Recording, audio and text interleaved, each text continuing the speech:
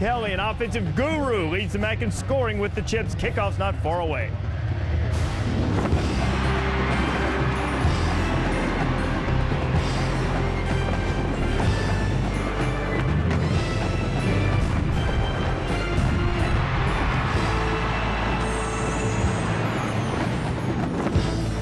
Championship weekend in college football gets started in the Mid-American Conference tonight. A couple of resurgent programs.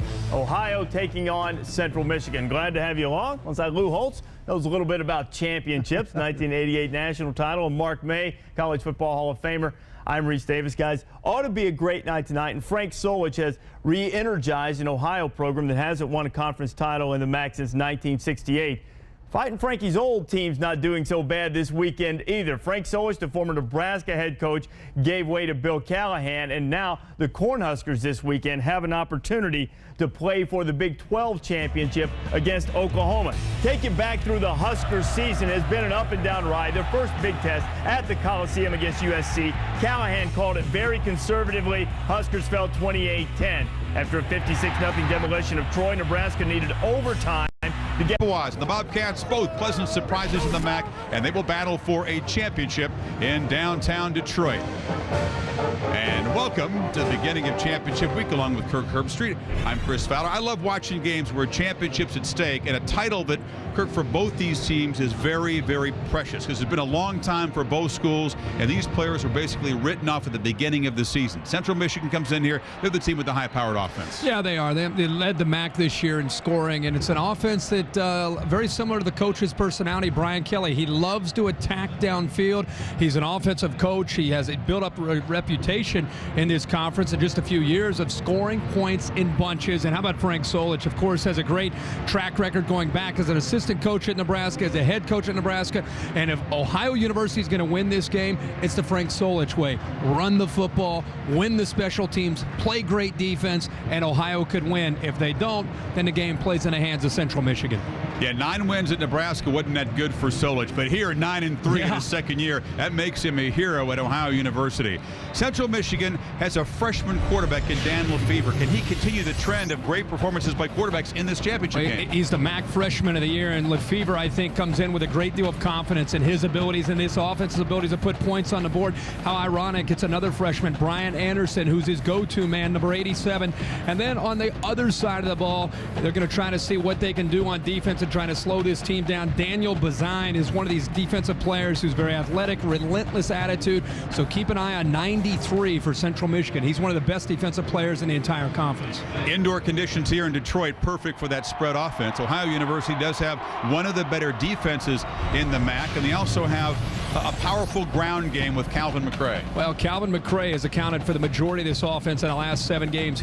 Ohio University's offense will go as number 5 carries them, but also they're going to need some production from Austin Everson, the quarterback who sat out last week's game. He will have to step up and I think at some point make some plays through the air. And Jamison Hartke, the defensive end from Ohio University, one of the more athletic, more agile defensive ends, number 90. And as much as Central Michigan wants to throw, 90 and Green will be in the backfield chasing around a quarterback as often as he can. We'll see 2 quarterbacks in the Bobcats who love to grind it out and play defense, but Everson will get the start. So the Chippewas and the Bobcats, who'll be the MAC daddy for 2006, the MAC title game coming up from Detroit. Let's get back to the studio. Chris mentioned how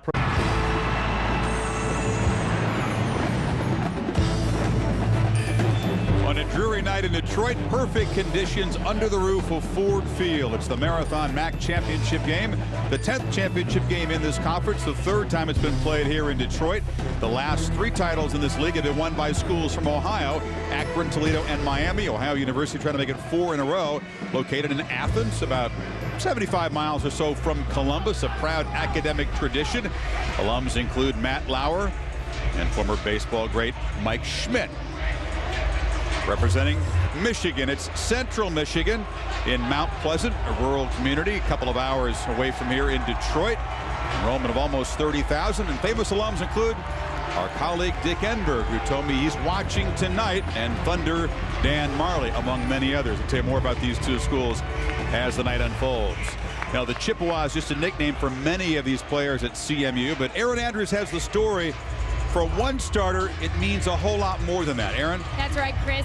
For Central Michigan sophomore Ronnie Echtel, his story is so special because he is the first member of the Saginaw Chippewa Indian tribe to not only start a football game, but to be on scholarship. And that is something he takes so much pride in, because when he joined Central Michigan, he was a walk-on, and he was awarded that scholarship at the end of last season.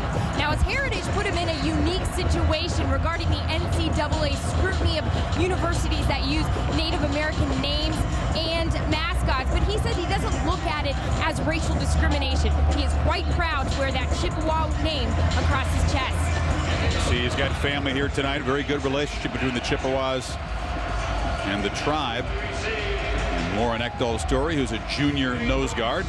But it's the Central Michigan offense that will get the football first. They win the toss and they elect to receive.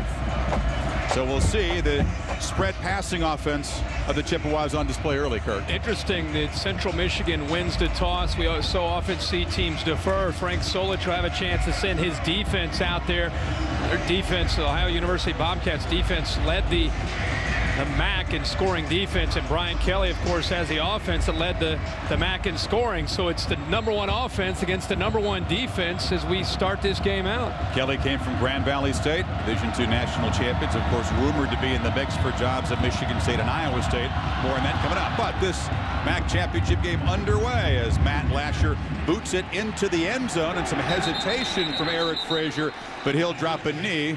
And that Chippewa offense will begin at the 20-yard line. It's a very good offensive line that has protected the freshman quarterback, Dan Lefevre, very well. Joe Staley, a future NFL prospect at left tackle. Lefevre, the MAC freshman of the year, very smart, has the ability to run and throw. And I think the thing that I found interesting in getting ready for this week's game is the coaches said that the way he battled through an injury in the Kentucky game showed his teammates that he had the toughness to be their quarterback this year. First team All-MAC as a freshman, of course, freshman of the year, and they'll throw in the first play. Looks downfield, launches the pass incomplete. So right away they take a deep shot to Damian Linson, one of the wide receivers. This Ohio defense much improved, really struggled a year ago. They're very stout these days, and the linebackers are the strength. Michael Graham will have to cover a slot receiver, Kirk, and Matt Muncy, the middle backer, just a tackling machine. Well, 18 returning starters for Frank Solich in his second year, and the most improvement is on the defense, Chris, and it's because of the familiarity with the scheme. On 2nd and 10, Lefevre fires complete. It's a short gain on the far side. Obed Situt, a Montreal native, dropped by Mark Parson. So it'll set up 3rd and short. Now this is, anytime you see a coaching change, it's usually that second year where you see the most improvement, because players become more familiar with the coach, and more importantly, the coaches now know what the players' strengths and weaknesses are. They play a lot of man-to-man. We'll see how they hold up tonight against the Central Michigan group of wide receivers. You see Lefevre shouting a change. 5 wide receivers on the first 3rd down of the night. Flips it near side. Incomplete and almost intercepted. The pass was high off a receiver's hand, and Landon Cohen, the defensive tackle, almost got his big mitts on it. 3 and out to begin this game for the Ohio defense. Well, you're going to see a lot of screens tonight, and this is a jailbreak to Justin Gardner, and this Ohio University defense prepared. Russ almost gets in on the blitz, but the coverage was there. They read it perfectly on 3rd down. Now they force Central Michigan on a 3 and out to punt their first series. Tony McCulloch, a good punter. Chris Garrett for the Bobcats, a very dangerous returner, a true freshman, who's number 3 in the nation, averaging more than 16 yards per punt return. Forward gets it away and drives Garrett back to the 20, bobbles it just a bit, and cannot escape. Very good coverage by the Chippewas. Tremendous punt, great coverage, and poor field position for the Bobcats as they go on offense and begin to try to grind things out. It's an offensive line that is very good. Coppage, the top guy, senior, the left tackle. This is an offense that, after 5 games, completely changed gears. Went from trying to throw the football to completely becoming dedicated to running the ball behind the junior Calvin McRae, number 5. He's the key, of course, tonight for the Bobcats. He's all MAC the last couple of years. Austin Everson out of Tennessee is the starting quarterback, and McCray shows that little wiggle that he's got and then drives ahead for a nice gain of 8 on first down. Central Michigan's defensive line features Daniel Bazine, 3-time All-MAC first-team performer, 8 sacks this year, also an academic All-American. Yeah, he is one of the best, but I think it's interesting in the bottom 4 names. Look how many freshmen are starting. 3 freshmen starting in the secondary tonight for Central Michigan. Now, Ohio hasn't shown a great ability to throw the ball, but keep an eye on 3 freshmen starting in the back end. On second and short, McCray bounces it to his left and gets hammered short of the first down. That was Bazine there on the right end to make the tackle. Yeah, the first 5 games of the season, Ohio University felt that they had the ability to run and throw, and they put a lot of time into throwing the ball. Only 66 yards a game rushing. Look at the last 7. Completely changed their mind after losing 3 straight games. They went back to what Frank Solich knows best, and that's running the football. 229 yards a game on the ground, 17 touchdowns, and it's a lot because the offensive line, I think, is more comfortable in that role of running the ball and being physical. It's also like because they were playing Rutgers and Missouri in those first 5 games. Tough defense. And Rutgers held them a -6 rushing. On third down, it's a little bit of a reverse here, and Scott Mail, who's got plenty of speed, gets around the corner and does get a first down. This is Mail, who's the MAC long jump champion, also a 100-meter guy, and you'll see receivers carry the ball a lot in running plays for this team. Well, the one thing you have to do when you have a hot back like McCray is you utilize him as a decoy, and it's surprising to see Frank Solich here on 3rd and 1 to go with a reverse there, just because you would think, let's get it to the most efficient way and run McCray right up the middle, but they faked McCray and go with the end around there to Mayo. So first down of the game, and now McCray gets it right side, has a crease, breaks a tackle, and has a first down out near the 40. Calvin McCray, second to Garrett Wolf, a distant second in this conference. Wolf clearly the offensive star, but he's another first-team back. Yeah, this is some missed tackles, but a great lead block there by the fullback, Mitch Morcillo. He just led right through the middle, pounded the linebacker, and opened up a nice crease there for McCray. You can see this offense in the last 7 games. They've been able to have a nice winning streak. They're very confident in their ability to run the football against anybody they play. What they want to do also is hold on to the football and keep Central's high-power passing game off the field. Big part of Solich's game plan tonight. And he pounds McCray again. He tries the middle. There in support is Doug Kress, the linebacker, on the stop. What I want to see is how Central Michigan responds to this offensive attack from Ohio University, because they have shown a tendency, they want to sit back with their safeties. They want their safeties back at about 10 to 12 yards, and they want to prevent anything from getting behind them. That was a problem they had last year, is they gave up way too many big plays through the air, so they've been dedicated to sitting back as best they can and relying on the front 7 and the size of the athletic ability up front to try to stop teams from running the ball. Both these lines are kind of lean and athletic. You don't see a bunch of 300-pounders on the line of either team. Well, the fake in the back throw is Everson, incomplete. Little kind of Donovan McNabb from Syracuse looking play, but good pressure. Mike Ogle not fooled there. This is my point, is how will this defense respond? They get lulled to sleep here early. A little bit of play action by Everson off of the option fake. Comes down the line. He has a open wide receiver because the defense came up. It's just, that's one of those things where you look downfield. Wakocha has nothing but real estate behind him, and the ball just didn't get to him. Well, from 7 yards and longer, Ohio really struggles on third down. Very effective, over 50% from 6 and in, but this is not their comfort zone. Everson in the shotgun. It's a screen, and going nowhere.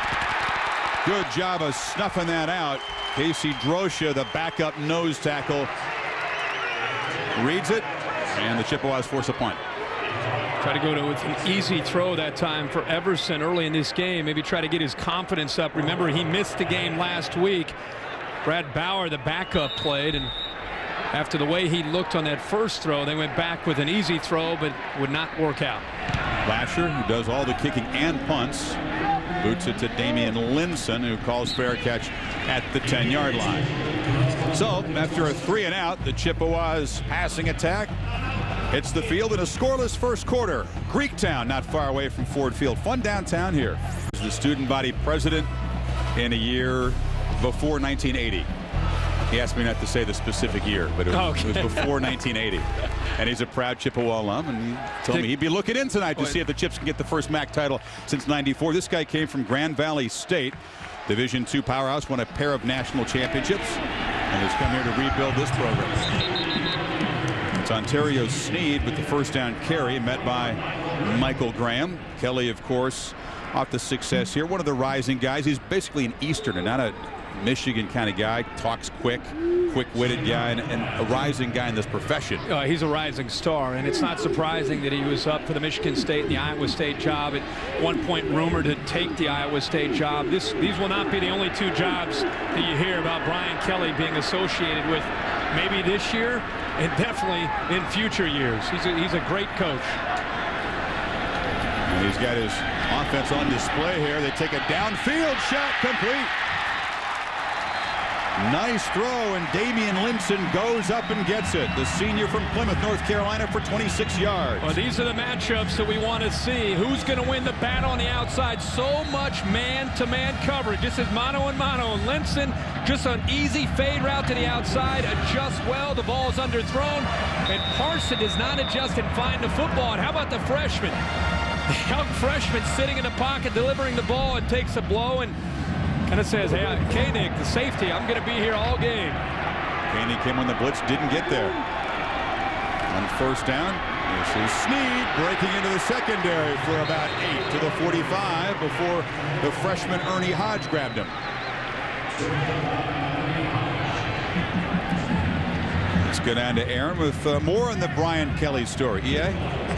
In teams like Iowa State, Michigan State seeking permission to speak with Brian Kelly. Central Michigan Athletic Department doing all they can to keep him as long as they can. He's in the third year of a 4-year deal. He expects to sign a 4-year extension that'll make him the highest paid coach in the MAC, guys. And he watches another short completion. Once again in front of Mark Parson. They find Linson, who's been the active receiver so far in this spread. Yeah, and it's been interesting here early to watch Dan Lefebvre, the young freshman quarterback who, again, was the MAC Freshman of the Year.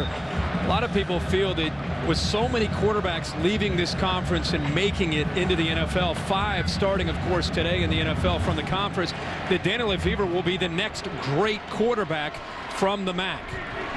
This championship game has been a showcase in recent years. In the beginning, it was Chad Pennington and Leftwich, Roethlisberger, Gradkowski have all had great games, and now Lefebvre looks downfield again, has a man open, complete to Brian Anderson, and the freshman-to-freshman connection sets up the Chippewas at the 10. He beat Michael Graham. Tough job for a linebacker. Well, you're talking about the leading receiver. Even though he's a freshman, he's 6'4", about 205 pounds. They moved him to the slot in their multiple receiver set. He gets matched up one-on-one there with Michael Graham. Ohio University says, listen, we've gotten to the championship game by playing man-to-man. We questioned, will you play man-to-man even against this team with your linebackers? They said, yes, we will. We'll see how they hold up. And that time, the senior, Michael Graham, gets beat by the freshman Anderson, and a great throw by Lefebvre. Graham is a speedy linebacker, but it's tough to cover a team's top receiver with a backer. Linson goes in motion. Lefebvre looks immediately to his left, fires, complete. Linson has it, trying to cut back to the middle and ducks down to the 6. Not afraid to throw the ball cross field into traffic. Ohio University got away with one there. As Linson was going out, it appeared towards the boundary. He was lassoed, just tackled, and there was not a call. So it's a completion to set up 2nd and 5, but Ohio University catches a break. Chippewas on the march here, scoreless first quarter. It's the Marathon MAC Championship game. 2 teams picked 4th in their respective divisions. Lefebvre to the end zone, has a man. Caught. Touchdown, Obed Latoute. Latoute got a foot in the back line. You see the athletic ability from this Montreal native, Kirk.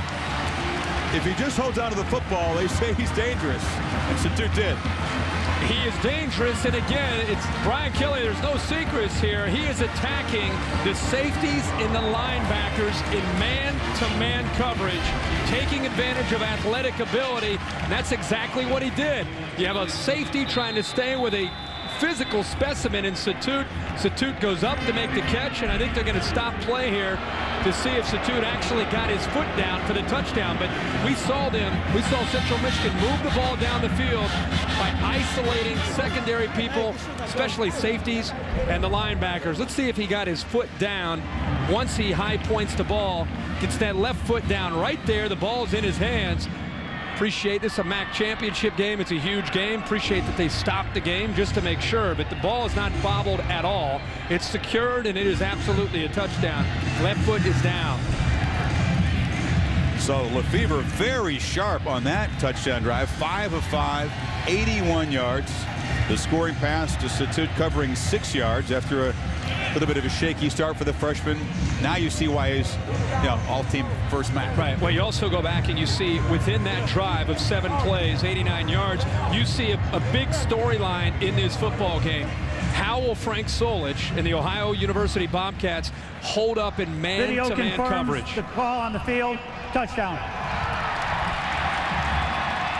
Because that time the freshman clearly was attacking the safeties and the linebackers, isolated against some of his best receivers. And credit Brian Kelly for moving some of his better receivers around to get them matched up with safeties and linebackers. Rick Albreski on to try the point.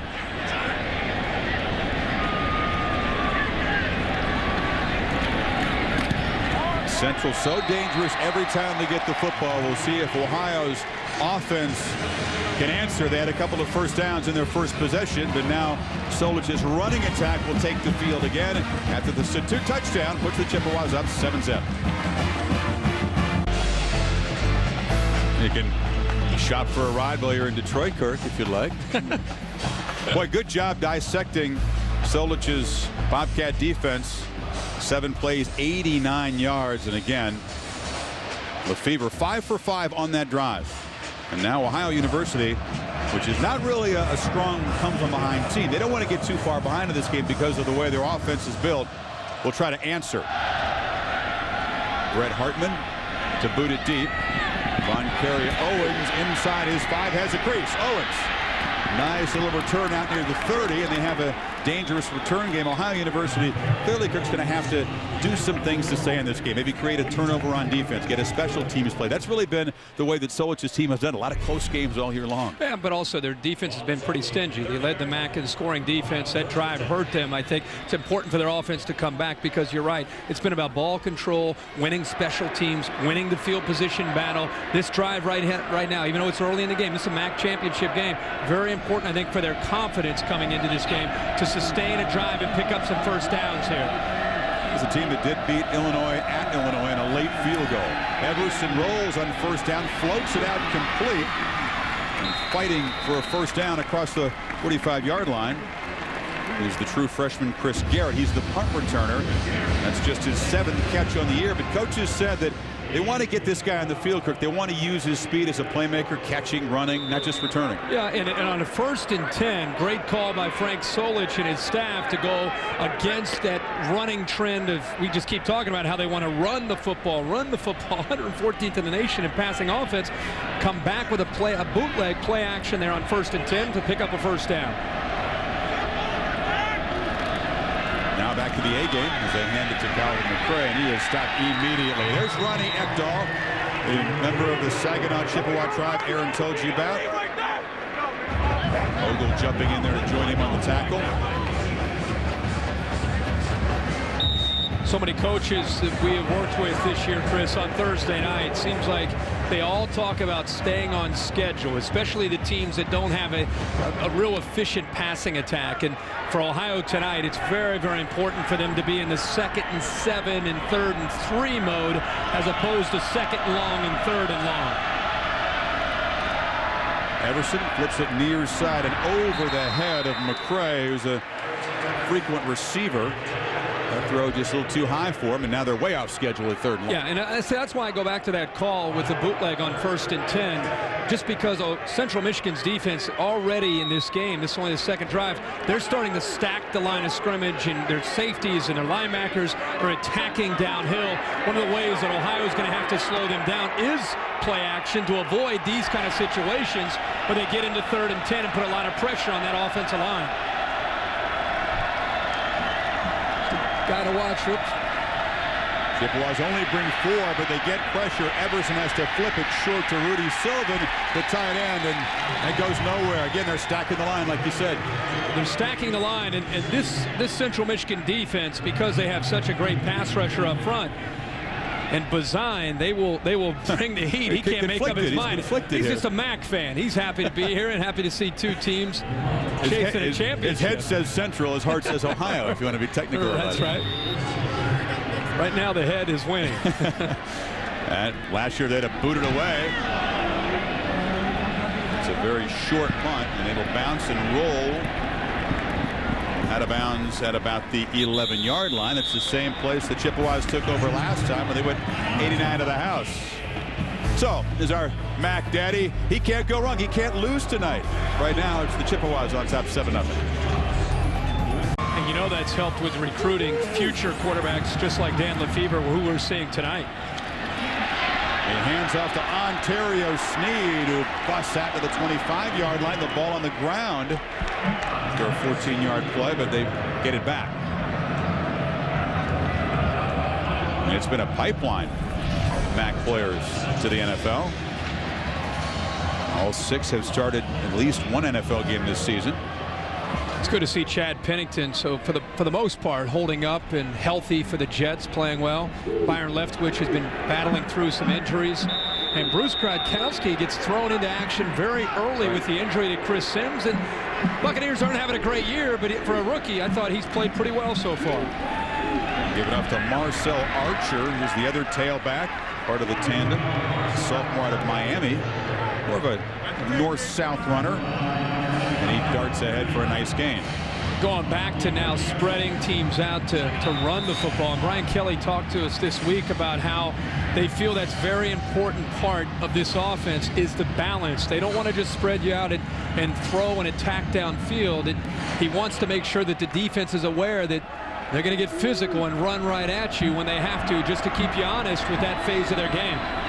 Bobcats bring pressure, and a nice throw and fingertip catch there by Justin Gardner. They're trying different things on defense to disrupt the passing game, but they beat the safety there. Well, that's what Ohio University has done all year, is they'll blitz and they'll play man coverage, and they try to confuse you by coming from different looks. The problem is, to Dan Lefebvre's credit, he's getting rid of the ball before they get to him. They plan quickly, and Lefebvre launches it downfield, incomplete, looking for Gardner again. You got to keep reminding yourself, this is a redshirt freshman out there who's not awed by the pressure. It's a big game for these guys. A lot of these players here grew up in the Michigan area. Lefebvre's from Illinois, but to play in a pro stadium on national TV for a conference title is a big deal, and he's come up huge. Yeah, he looks very calm. Of all the players that we're watching tonight, he's the one that maybe looks like he has the most composure.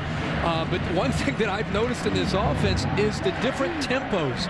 Sometimes they break quick, out of their no huddle, and they go fast. Other times they take their time. I think they're trying to create a tempo that's keeping Ohio off guard. This time the Bobcats only rush 4, and the throw is high and complete for Situ. So it'll be 3rd and 10 for Lefebvre now.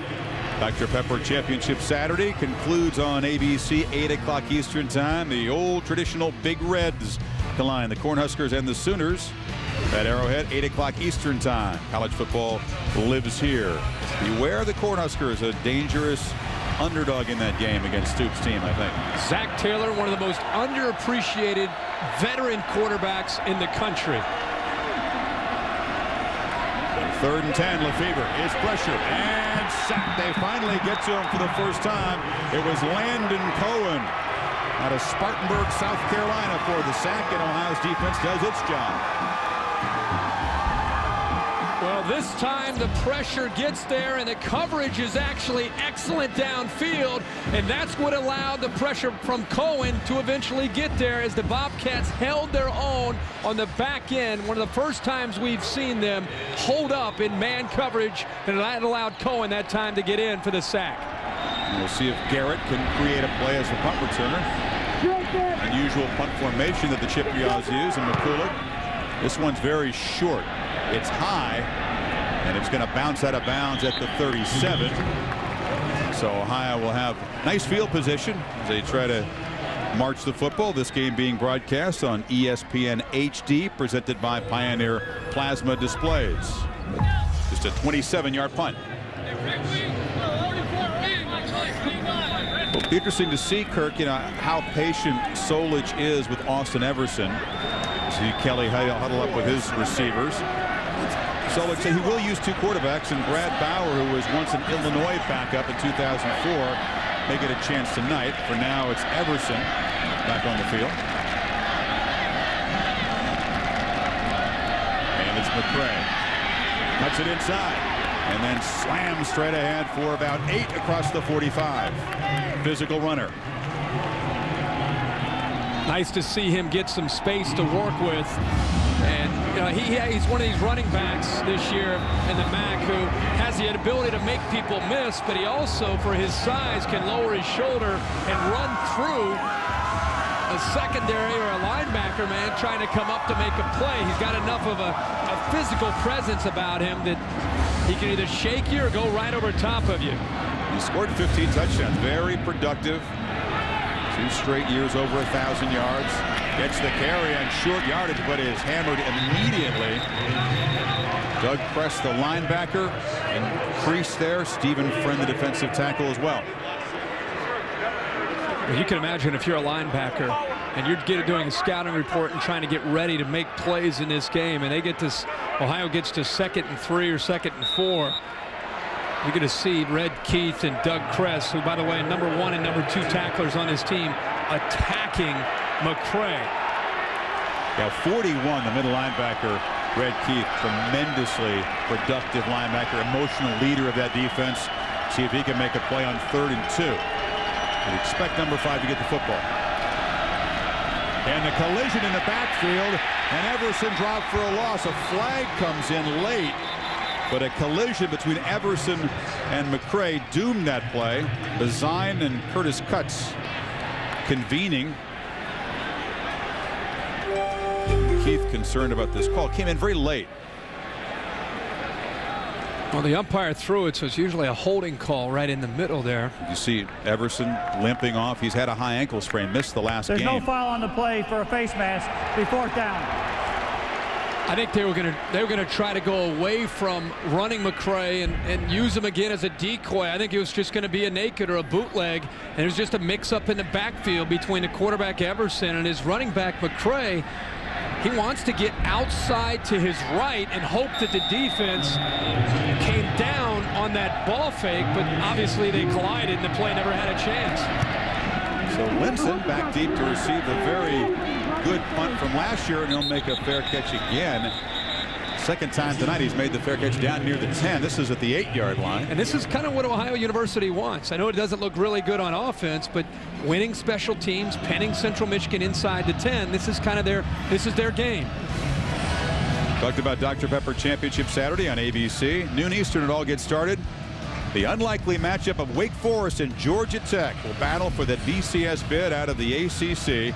And then, of course, the game on Saturday that has the most BCS impact, USC and UCLA. Can the Bruins snap that 7-game skid against their arch rivals and spoil USC's championship plans? Remember 2004, the last time these two teams met in Pasadena. It was a 29-24 win for USC.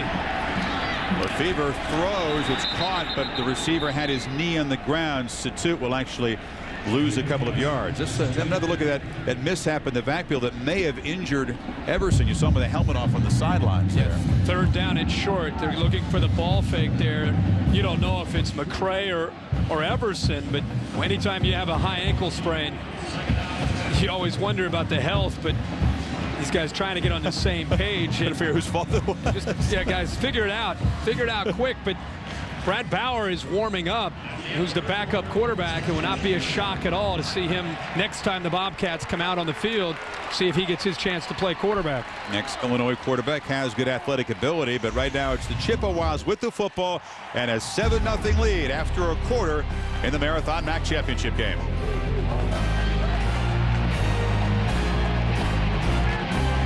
This dude knows all about Pink Floyd. Great musical tradition in Detroit. I know that's your forte. History and different kinds of music. We discovered that earlier this season. So we'll give you a quiz later on. Oh, See how many musical acts you can name from Detroit. You kidding me? I'll be all over that. From the 8, 2nd and 10 for the Chippewas. First play of the second quarter. It's Ontario Sneed, the tailback, but it's a keeper and very quickly collared by Landon Cohen and Jameson Hartke.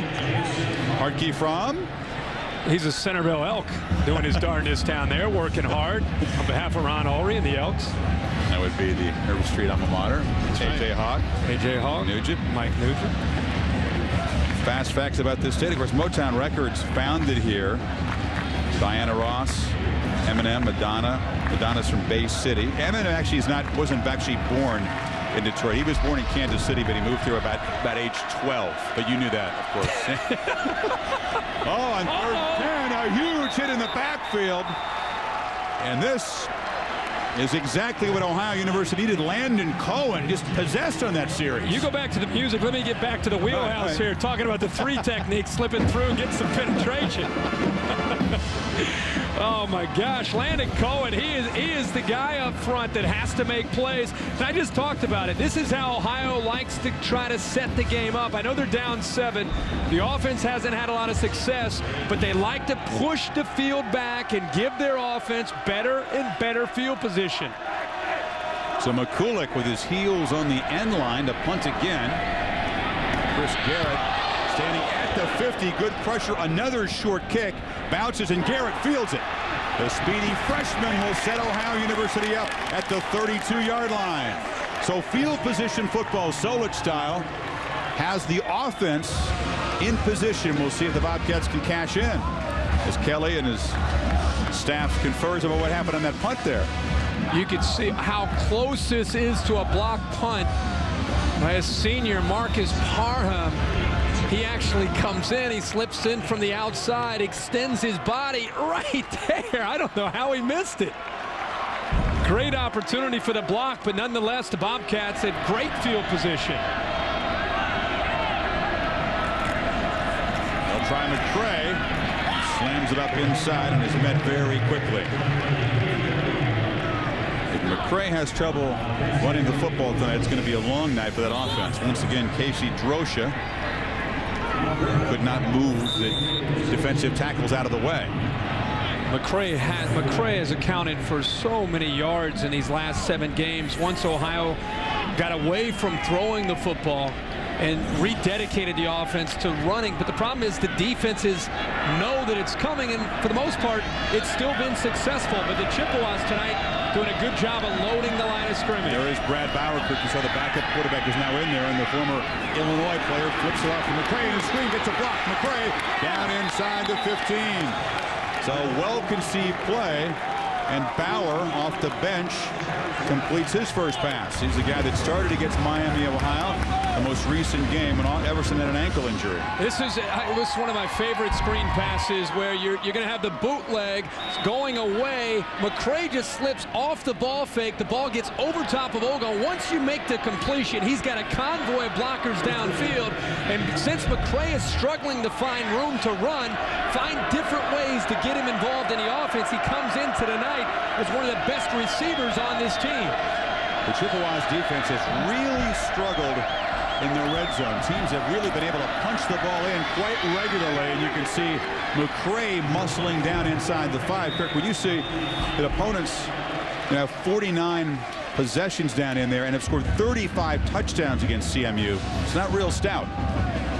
Well, I'll be interested to see how they handle this offensive line. The offensive line for Ohio University doesn't have great depth, but it's a veteran offensive line. There's a lot of continuity. There's a lot of confidence coming into this game. They believe that they can power you into the line of scrimmage and into the end zone. McCray behind Morcillo, the fullback, and it's the fullback who gets the call. Hopping pads in there. He gets down near the 2. The 246-pound freshman out of Moon, PA. This is Frank Solich football. The ex-fullback, huh? That's right. Ex-fullback for the Cornhuskers.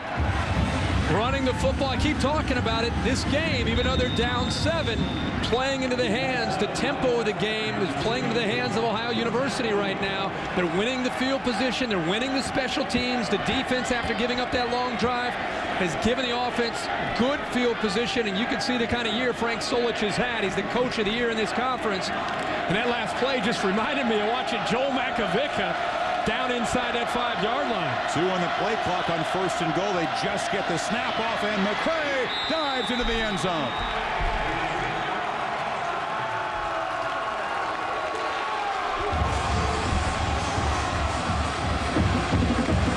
Good job with the Bobcats, Kirk. They take great field position and a power drive. And let's not forget, and I know he had great field position, McCray does a good job, but Brad Bauer, the junior, the transfer from Illinois, comes in his first drive. He leads the team down 5 plays. It's only 32 yards, but it's a touchdown. Interesting to see the timing and the opportunity that Bauer had. Led him right down the field for the tying score. And Lasher does tie it up with the PAT. I'm not in love with the glove that Bauer uses. In a dome, I'm not feeling the glove when it's working for him, though. For a quarterback to wear a glove, that's one of those things where he tried it in practice. He got so comfortable with it, even in these the perfect conditions, he's still wearing it. McCray, as a receiver and a runner, ties this game up.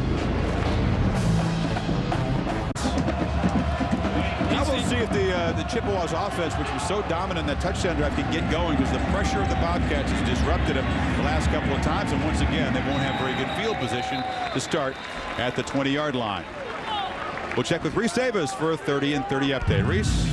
All right, Chris, coaching carousel is spinning in college football, and it gets an early start in college hoops. Dan Munson, in his 8th season at Minnesota, resigns after a 2-5 start and a 22-point loss at home to Clemson last night. Jim Molinari will take over in the meantime. Dante Culpepper, the Dolphins quarterback, underwent the scope on his right knee Wednesday. Hopes it will help his rehab. Just missing the 30-30 cut, Tony Parker, Ava Longoria getting together. Details on that, I'm sure, coming on SportsCenter, Chris. Kirk can fill us in. I'm sure he's got the invite. On 1st down, the completion out near 1st down yardage. That's Situte, who caught the touchdown pass earlier, hauling it in. Am I wrong about that?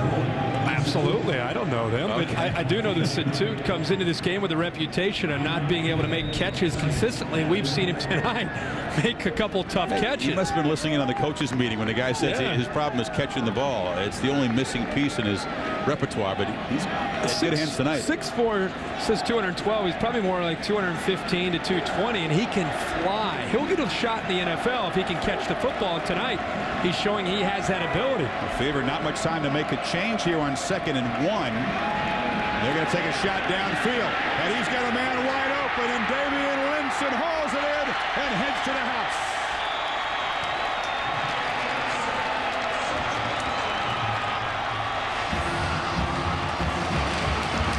Nice call. They beat T.J. Wright for 71 yards. Again, it's man-to-man coverage on the outside. The only guy who has a chance to make the play is his safety, Michael Mitchell. He gets looked off by Lefevre, and what a great move by Linson to get away from the corner who's in coverage, T.J. Wright. And again, Mitchell does not have a chance to come over and make a play because the freshman uses his eyes to keep the safety in the middle of the field, and what a throw by Lefevre. Makes it 14-7. You see the contrast. Ohio University playing that patient field position kind of game, grinding away. Boom, Central Michigan specialty scoring quickly. And the Bobcats answer. We'll come back. The MAC championship game right after this.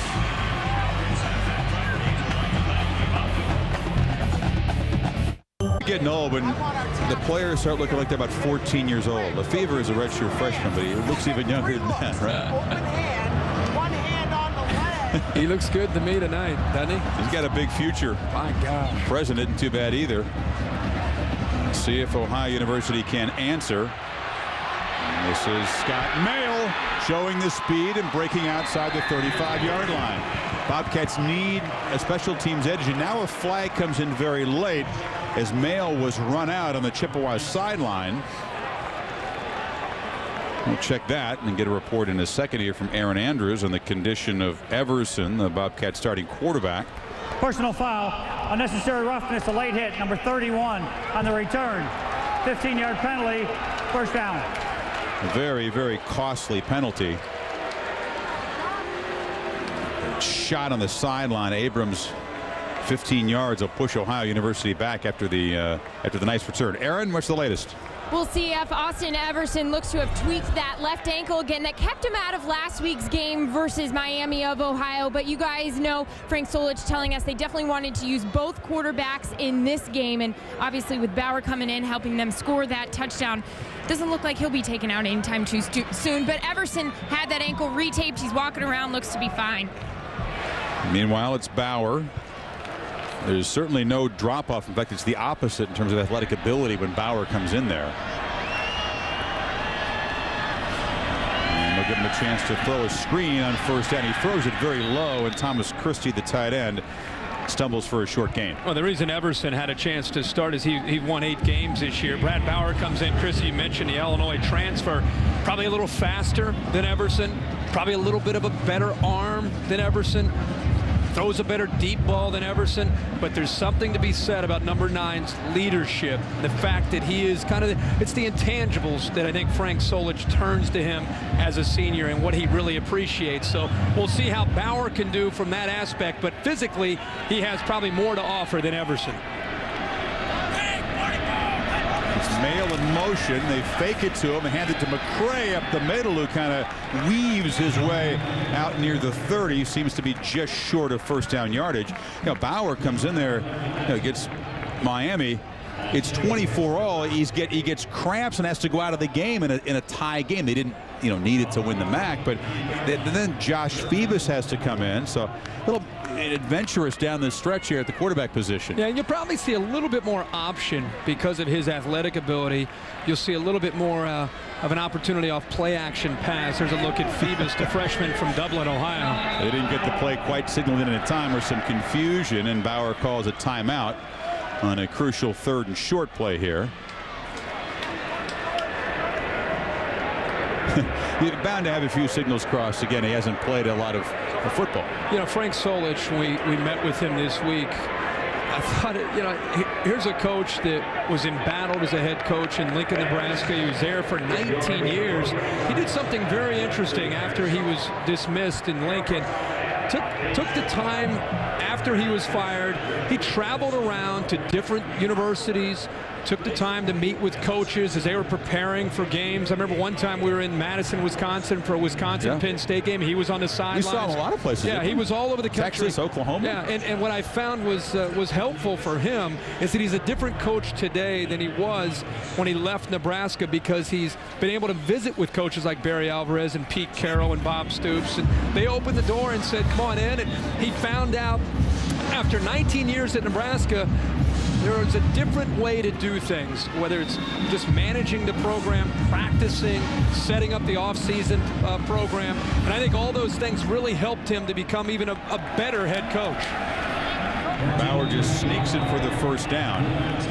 And he says he's really enjoying rebuilding a program. It's the opposite of Nebraska, where you follow one of the greats of all time, Tom Osborne. He's got 3 national championship rings as an assistant there, but the expectation's so high. 9-3 got him fired before the bowl game in Nebraska. Right. 9-3 makes you a hero in Athens, Ohio.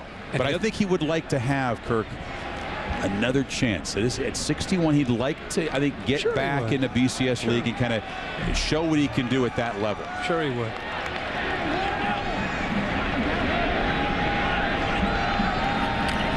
First down, they try McCray, who's the first half workhorse. But it's been tough sledding against that interior of the Chippewas defensive line tonight. Yeah, they're trying to pound it in and mix in some play action with Bauer, but Frank Solich also, I think, has shown the ability to recruit at that second tier in the MAC. You know, people are evaluating every program, but he's had back-to-back recruiting classes to be very proud of. And I think you mentioned the 9-3 record. Listening to Steve Peterson, who's the director of athletics at Nebraska, I don't think it was a 9-3 record. I think it was the direction of the program. To me, that's reading between the lines. That's recruiting. And he's had 2 very good classes in back-to-back years in Athens, Ohio. Bauer rolls out, has a man wide open, who fumbles the football, and the Chippewas have it. Now the catch was made by the freshman Garrett there. Calvin Hissong, the safety, able to cover the ball. So the crucial mistake, that doesn't compute in Solich football, the turnover like that. Lapsley actually came in from behind and knocked the ball loose. It looked like a great gain, and another good call to get away from some of the pressure that the running game is facing right there from behind. 26, the linebacker, Lapsley, knocks the ball loose, but this is exactly what cannot happen if Ohio University wants to stay in this game. Bauer trying to keep his young freshman up, gives him a little encouragement. Now the Bobcats defense under pressure, a shovel pass in traffic.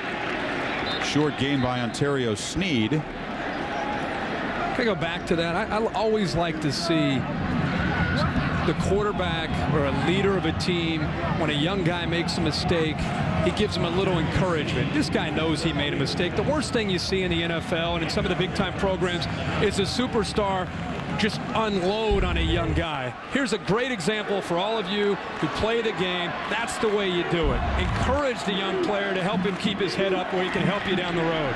Lefevre thought about taking a shot downfield. Now shows the scrambling ability. A flag is down as Lefevre got down inside the 40-yard line. The flag coming in from behind the play in kind of the holding zone. And it will be against Central Michigan. Been really impressed tonight. We've talked over and over about Dan Lefevre and how would he play tonight. The MAC freshman of the year. He can throw the football, he can run. He's shown some toughness, which we saw earlier this year, but tonight we're seeing a nice touch on the ball at times where he's laying it over the shoulder of the receivers. Here's a nice fade into the corner, post corner into the corner, where again a soft touch, man to man. We're seeing Central Michigan's receivers against Ohio University linebackers, safeties, and corners. And for the most part, it's been Danny Lefevre and his group of receivers winning that battle. It's been almost routine for a quarterback in this game to throw for 400 yards in recent years. Lefevre on pace for a big night, but second and very long after that penalty. They get a nice chunk of it back, crossing the 50 by finding Brian Anderson, the freshman wide receiver, for 12. But you can see Kelly was upset. He was yelling at Drew Mormino, the center, because that penalty ruined great field position. What an easy matchup. Again, when you have a linebacker, we see this all over the country, why more and more offenses are going to the 4 and 5 wide receiver look. It's about matchups. Great receiver against a linebacker. That's a quick gain of 10 or 11 yards because of the mismatch. But it's still 3rd and 12. Pressure. Lefevre, a long way to run, but he weaves for a first down and more. Lefevre hauled down at the 11. He's doing it all. 38 yards. One of the reasons Dan Lefevre is quarterbacking at Central Michigan is because he was a running back in high school until his senior year. He is comfortable in this role when things break down in the open field. He's not looking to slide. This guy played running back in high school. He's high-stepping out of a potential tackler and gets downfield. Boy, Danny Lefevre tonight showing us what the coaches said. It's not just his arm. He has some athletic ability, and that time he looked very savvy and instinctive making that play. This time they give it to the tailback, Sneed, off the right side. What's impressive to me, Kirk, he said he played mostly running back in high school until his senior year when he switched to quarterback. And here he is after taking a year off to redshirt, back as a starting quarterback. Running is almost the natural thing. What's impressive to me is, most quarterbacks have played so much at that position by the time they get to college. Not this guy. I think it just sends you a pretty loud and clear message about his athletic ability when you grow up for the most part just being a great athlete and you can run the football, and then to be able to switch, because a lot of times the best athlete goes to quarterback, and for him to make that adjustment in just a few years, he's got great versatility. Lefebvre will roll back to the right. Doesn't have a lot of receivers out there, so he'll heave it over the end. Linson was one of the few guys out in the pattern in the end zone, and he was well covered. There's the head coach right there. Brian Kelly saying, use your eyes here. You had a matchup. Dan Lefebvre, our Under Armour advantage. 12 of 17. Pretty good start here with a couple scores and that big 38-yard scamper to get the ball inside, now the inside the 10-yard line.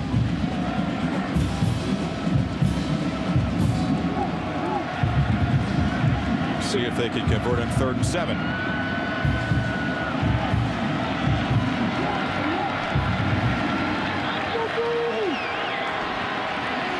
Puts it on a screen, finding Anderson, but that's a loss.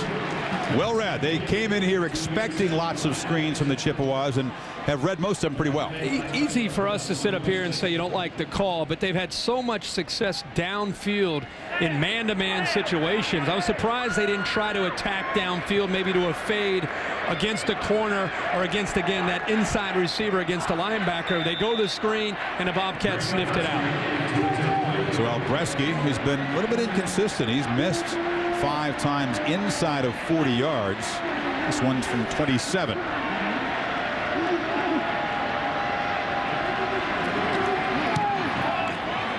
And the sophomore knocks it through no problem. So the Chippewas convert the fumble recovery into 3 points and build the lead to 10. 3 minutes till halftime.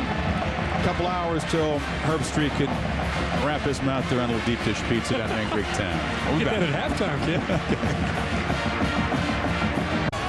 Ohio U's offense go in this possession. Biggest deficit of the night so far, down 10.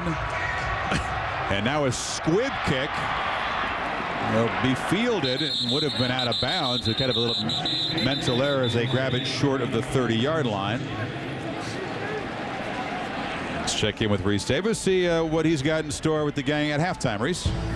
All right, Chris, on the Pontiac Performance halftime report, a Gopher that's going and gone. A basketball coaching carousel on the move. Mark and Lou will also examine who would be the best fits and where at the open positions in college football. And deal or no deal for athletic directors across the country, courtesy of Mark May. He'll offer something that maybe they can't refuse coming up at halftime. Will they have models to help him out with that, or is it just going to be Mark and Lou? Slipping as he drops back is Bauer. He's downfield when he gives a couple of pump fakes, and somehow that works, and he gets out to the 45. He's not going to throw it when he's well beyond the line of scrimmage, guys. You got to just tackle him. Well, let me just tell you that Brad Bauer, I don't know his history growing up, but he played plenty of backyard football. That's a backyard football rule right there. And that's one of those plays that you have. You draw it up and you say, all right, you're going to try to make something happen. He almost falls down. He's 6 yards across the line of scrimmage. Then he gives it a little fake there and goes right around. Did it again. The safety. Just keep ball faking it. I don't know. His defensive guys will buy anything. It was 15 yards beyond the line, the second pump fake. It's time to give it back to McCray. He's very patient, but there's not much there on the left side. Good job by Red Keefe with help from Cutts, the safety. This Ohio University offensive line came into this game, I think, with not only the confidence but a reputation of controlling the line of scrimmage and opening up some seams for Calvin McCray, and we've seen it at times, but I think they're just overloaded right now with the linebackers and at times the safeties, where they just can't account for all the bodies up front, and that's why the Bobcats are going to have to throw some more. They got a 4-receiver set. It's Garrett, the freshman in the line. He comes off a delay, and the throw is behind him. So Garrett, who had the fumble the last series, just stood there frozen at the line and then kind of ran across in a late screen. Yeah, it's a tough throw there. Tough for the receiver, in this case the running back, to be able to sit there and pick up the quarterback as he's running off to his right and throwing it off balance. That almost had a interception written all over it when you throw back against your body like that. Bauer has to be careful of those kind of throws. And now again, we'll see how Ohio handles this 3rd and long.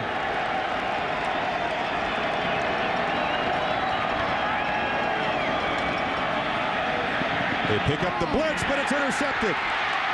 Thrown right into the hands of Mike Ogle, who returns it inside the 45. The senior out of Caledonia with his first interception of the season. Threw right at him.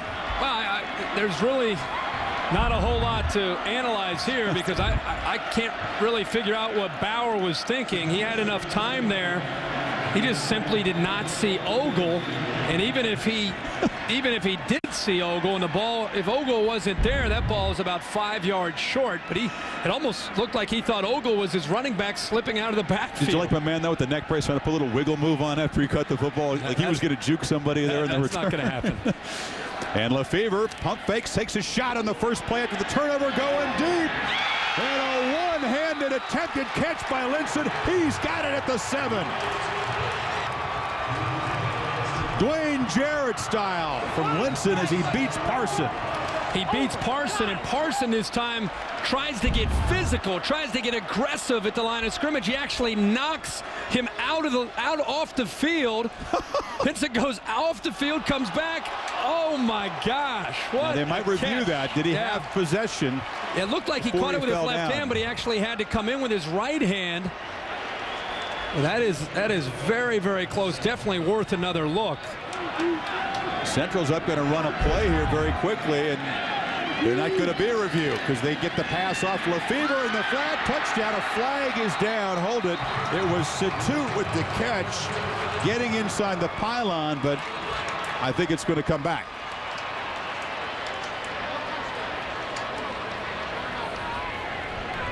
Illegal motion on the offense, number 1. Moving forward at the snap. 5-yard penalty, still first down. So the penalty on Satut, Wine, nullifies his own reception. They did a good job, though. The replay officials didn't get a look at that before they got up and ran the play. Yeah, and I'm not saying it wasn't a catch, but I thought the rule was anytime you see that it's going to be a close call, every play is reviewed to try to take a look to see if he has the catch. I mean, it's a great effort, and it actually looks like he made the catch, but just surprised they didn't stop the game there and take another peek. Lefevre has trouble holding on to the snap, and he's hammered by Jameson Hartke, the Elk Pride. Hartke getting in there and making a big play. 6.5 sacks now in the year. The old Herb Street alma mater there near Dayton. That's right. Centerville Elk. Let's go back again. The official throws his hat because the receiver was actually, Linson was knocked out of bounds by Parson. It's a sick catch. I think he's got the ball. He put his left hand up, but the ball went through the left hand, and he had to secure it with the right, but it did look like his right foot was down. Lefevre hit again, and the Bobcat defense just shoving Central backwards. It was Todd Koenig on the safety blitz, combining with the linebacker Tyler Russ. It's going to be 3rd and goal from the 35. Brian Kelly says, just relax, sit in there. And he said, hey, coach, the safety's coming in. Tyler Russ, the linebacker's coming in. The Bobcats defense finally coming alive here these last 2 plays. They're fighting for dear life, already down 10. 32 seconds to play in the first half.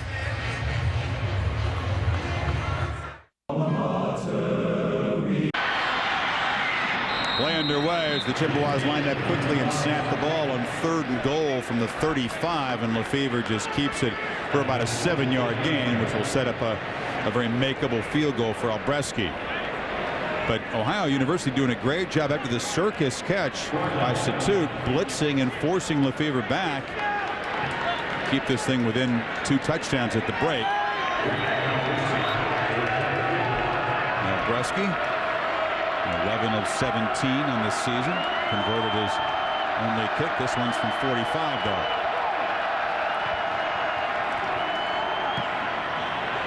He's got to draw it in, and it's off the upright.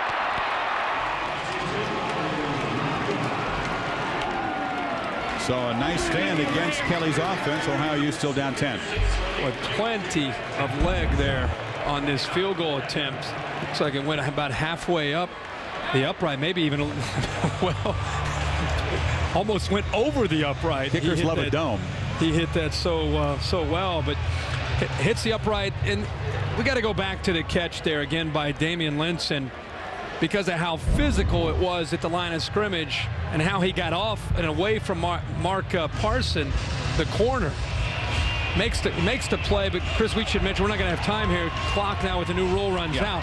But Ohio University does get the ball when they come back. Central Michigan, instead of deferring, decided to take the ball. Watch to the right here. Watch Parson get physical. It's one of the adjustments that they made, but it doesn't even slow down the receiver, Linson. And I really think he made that catch. That's one of the best catches we've seen this year. Yeah, it sure is. Lefevre throws for 223 in the first half. 17-7 Chippewas. Let's join Reese, Lou, and Mark. Pontiac Bowman's halftime report. All right, Chris, Lou pointed out, big stand by Ohio U there to keep them in the game. Chippewas showing that high-powered offense. They're up by 10. Lefevre to the end zone. Has a man. Touchdown, Obed Latutte. 2 on the play clock on 1st and goal. They just get the snap off, and McCray dives into the end zone. They're going to take a shot downfield, and he's got a man wide open, and Damian Linson hauls it in and heads to the house.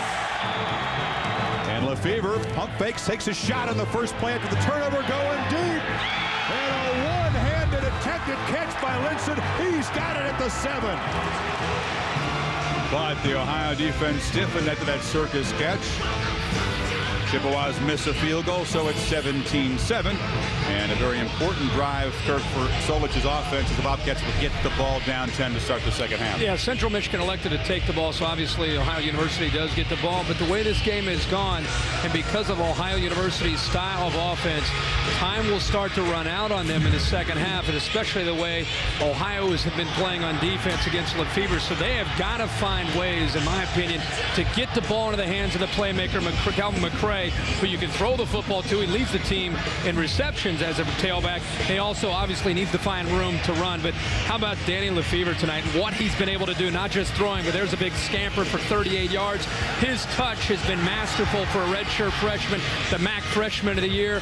Nice touch over the top of this Ohio University defense, and they've played a lot of man-to-man. Will they adjust and play more man to slow down all this momentum tonight of Lefevre? Yeah, Lefevre's on a 400-yard pace. You can see the tradition of quarterbacks excelling in this MAC championship game. Leftwich, Roethlisberger, Bradkowski, Luke Getsy last year. He rallied Akron to the win after Garrett Wolf ran for 270 for Northern Illinois. So let's see if Scott Mail can set up the Bobcats in position, and the speedster is out across the 35-yard line. So Solich's offense has some room to operate after the 33-yard return. Aaron? Well, Chris, Frank Solich's defense, he said he was very happy with the way they put pressure on the freshman quarterback, Dan Lefevre. He says he looks to mix it up more in the second half with man and zone. And when I talked to Central Michigan's coach Brian Kelly about this, he said he knows that's what Solich is going to do, is put more pressure on him here in the second half, and he thinks his young quarterback can respond to it. Aaron, thanks. Solich's team just can't afford mistakes, and there was an illegal block in the back on that nice return by Mail. So instead of having the ball across the 35, Kirk, they're back at the 8. Second time in the last 2 kickoff returns that Ohio University has had potentially great field position, only to be negated because of a penalty to push them back.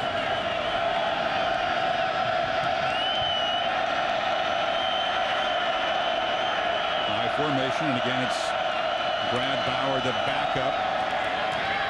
Austin Everson knocked out of this game, tweaked an ankle injury that he had coming in, and Bauer, the more athletic of the 2 quarterbacks, apparently will get it the rest of the way. It's the 14th carry from McCray already tonight. This is one of those games where you're playing for a championship, and you find out really who is the leader within this offense. Bauer has stepped in before. They were struggling. Since then, they've had a much better opportunity. But who's the leader to challenge? I would challenge the offensive line to say, guys, we're playing for a championship. Let's help Calvin out now and start to control the line of scrimmage. It's an option. Bauer can do this pretty well. Keeps it for about 3, and a good job again. That interior line's been strong. Stephen Friend with the tackle. Yeah, Stephen Friend came right down the line of scrimmage to make the play that time. Here's the 2 quarterbacks, Everson on the left, who started the game, and the 3rd-string quarterback, Josh Phoebus, in sync there, trying to One of them, of course, being a decoy, the other one giving the play. A lot of times the formation. And we'll see what Tim Allen, the offensive coordinator, has cooked up here on a very important 3rd and 4 early in this second half.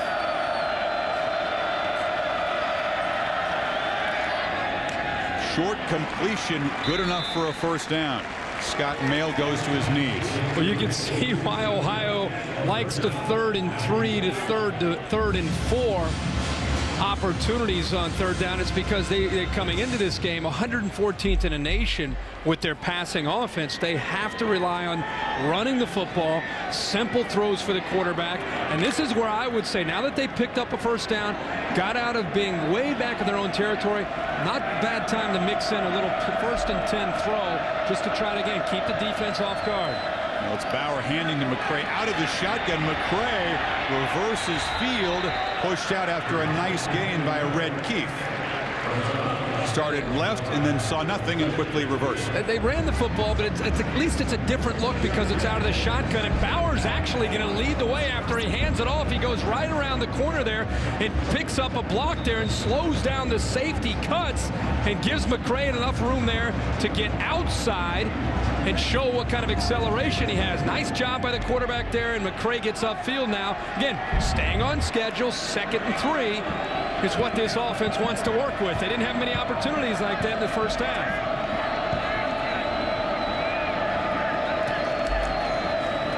Bauer still got it. It's a little block on the corner, cuts it back. Big hit at the 30, just short of a first down. Get down and get down fast, because when you're going slowly and methodically on a bootleg, really a naked. He's got no speed there? Well, no, he comes around. It's taken him forever. Then he decides to cut back into the teeth of the defense. That's where a safety or a linebacker's coming at you full speed and wants nothing more than to take your head off as a quarterback. Get down, which he did, but he didn't pick up the first. Need maybe a 1.5 feet here. And hand it off to the fullback in the dive by Morcillo. It's close. Looks like he's got enough just at that 30-yard line as Ohio University tries to rally from 10 down, win their first MAC title since 1968. They're a Cinderella story out of the East. Central Michigan picked 4th in the West, trying to win their first MAC title since '94. Winning seasons very rare in Mount Pleasant, Michigan in the last couple of decades. A proud tradition before that, but a long drought they'd like to end tonight. Somebody's going to go home real happy. They do get the first and play action. Bauer has a chance and has a man wide open, and a nice little throw on the sideline. Garrett has it, and the freshman who had the fumble in the first half picks up 12. Reese, let's check in with you.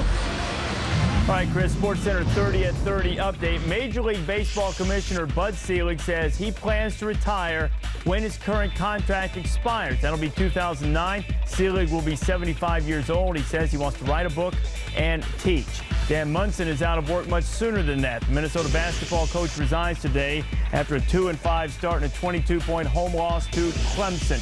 SportsCenter after the game, ESPN News, always on your television.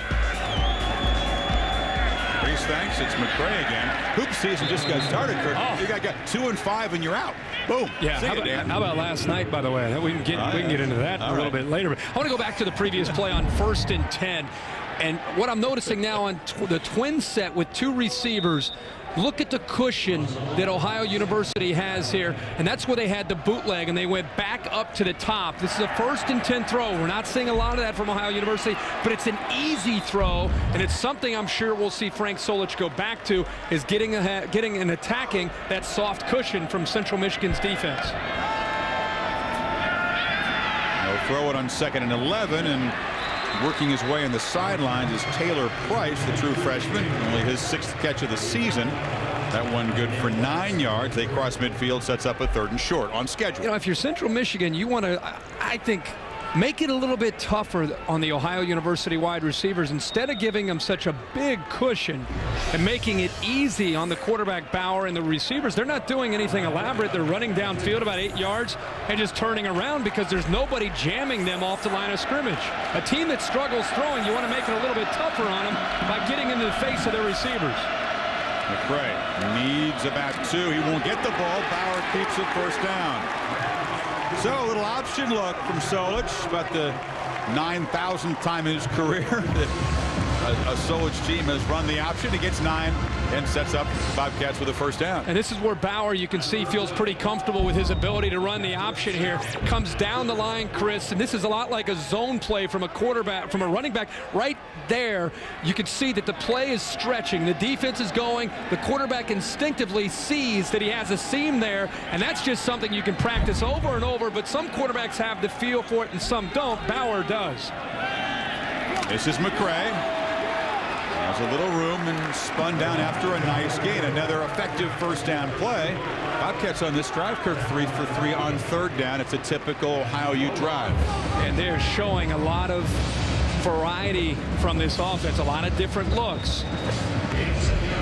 This opening drive. MAC standings. The favorite out of this side was supposed to be Akron, the defending champ. They stumbled to 3-5. Ohio reeling off 7 straight wins at the end of the season. Northern Illinois, led by Garrett Wolf, supposed to win this division. Central was supposed to be 4th preseason. This time, the freeze option, play action. Bauer finds a man on target to Cheeto Mokocha, the junior from Elk Grove, California. Transfer from Sacramento City College, picks up 16. And again, this offense right now is in rhythm, and Bauer is in complete command. Well, Kocha is manned up here. This is an option look. Remember, they just ran successfully off the look, and it's really pretty good coverage that time by Gordy, but an outstanding throw in leading the receiver, Wakocha, downfield to be able to hit him in stride and allow him to pick up more yards than a first down.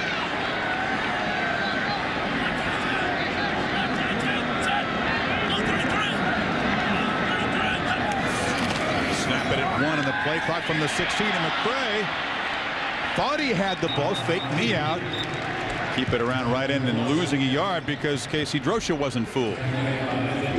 Defense starting to understand that on 1st and 10, we've got to be aware of play action and bootleg. Ohio University doing a pretty good job on this drive, guys. 13 plays, 75 yards. Remember at the beginning of this drive, I talked about somebody challenging the offensive line, somebody getting into the face of this offensive line.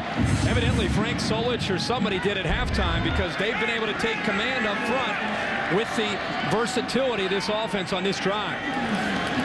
2nd and 12, they do give it to McCray, and plenty of traffic and not much. The great offensive line play, the possession, but Kirk, they've chewed up now almost 7 minutes to start this half and down 10, and it's important they get more than 3 here. Yeah. When you think, I mean, yeah, that's why every drive for an offense that doesn't have a lot of success throwing, every drive when you're down 10 is important. Every series for Frank Solich is important. Every play is important because not only is this game is going to continue as Central Michigan and Daniel Fever on the other side a challenge, but the clock starts to become your enemy.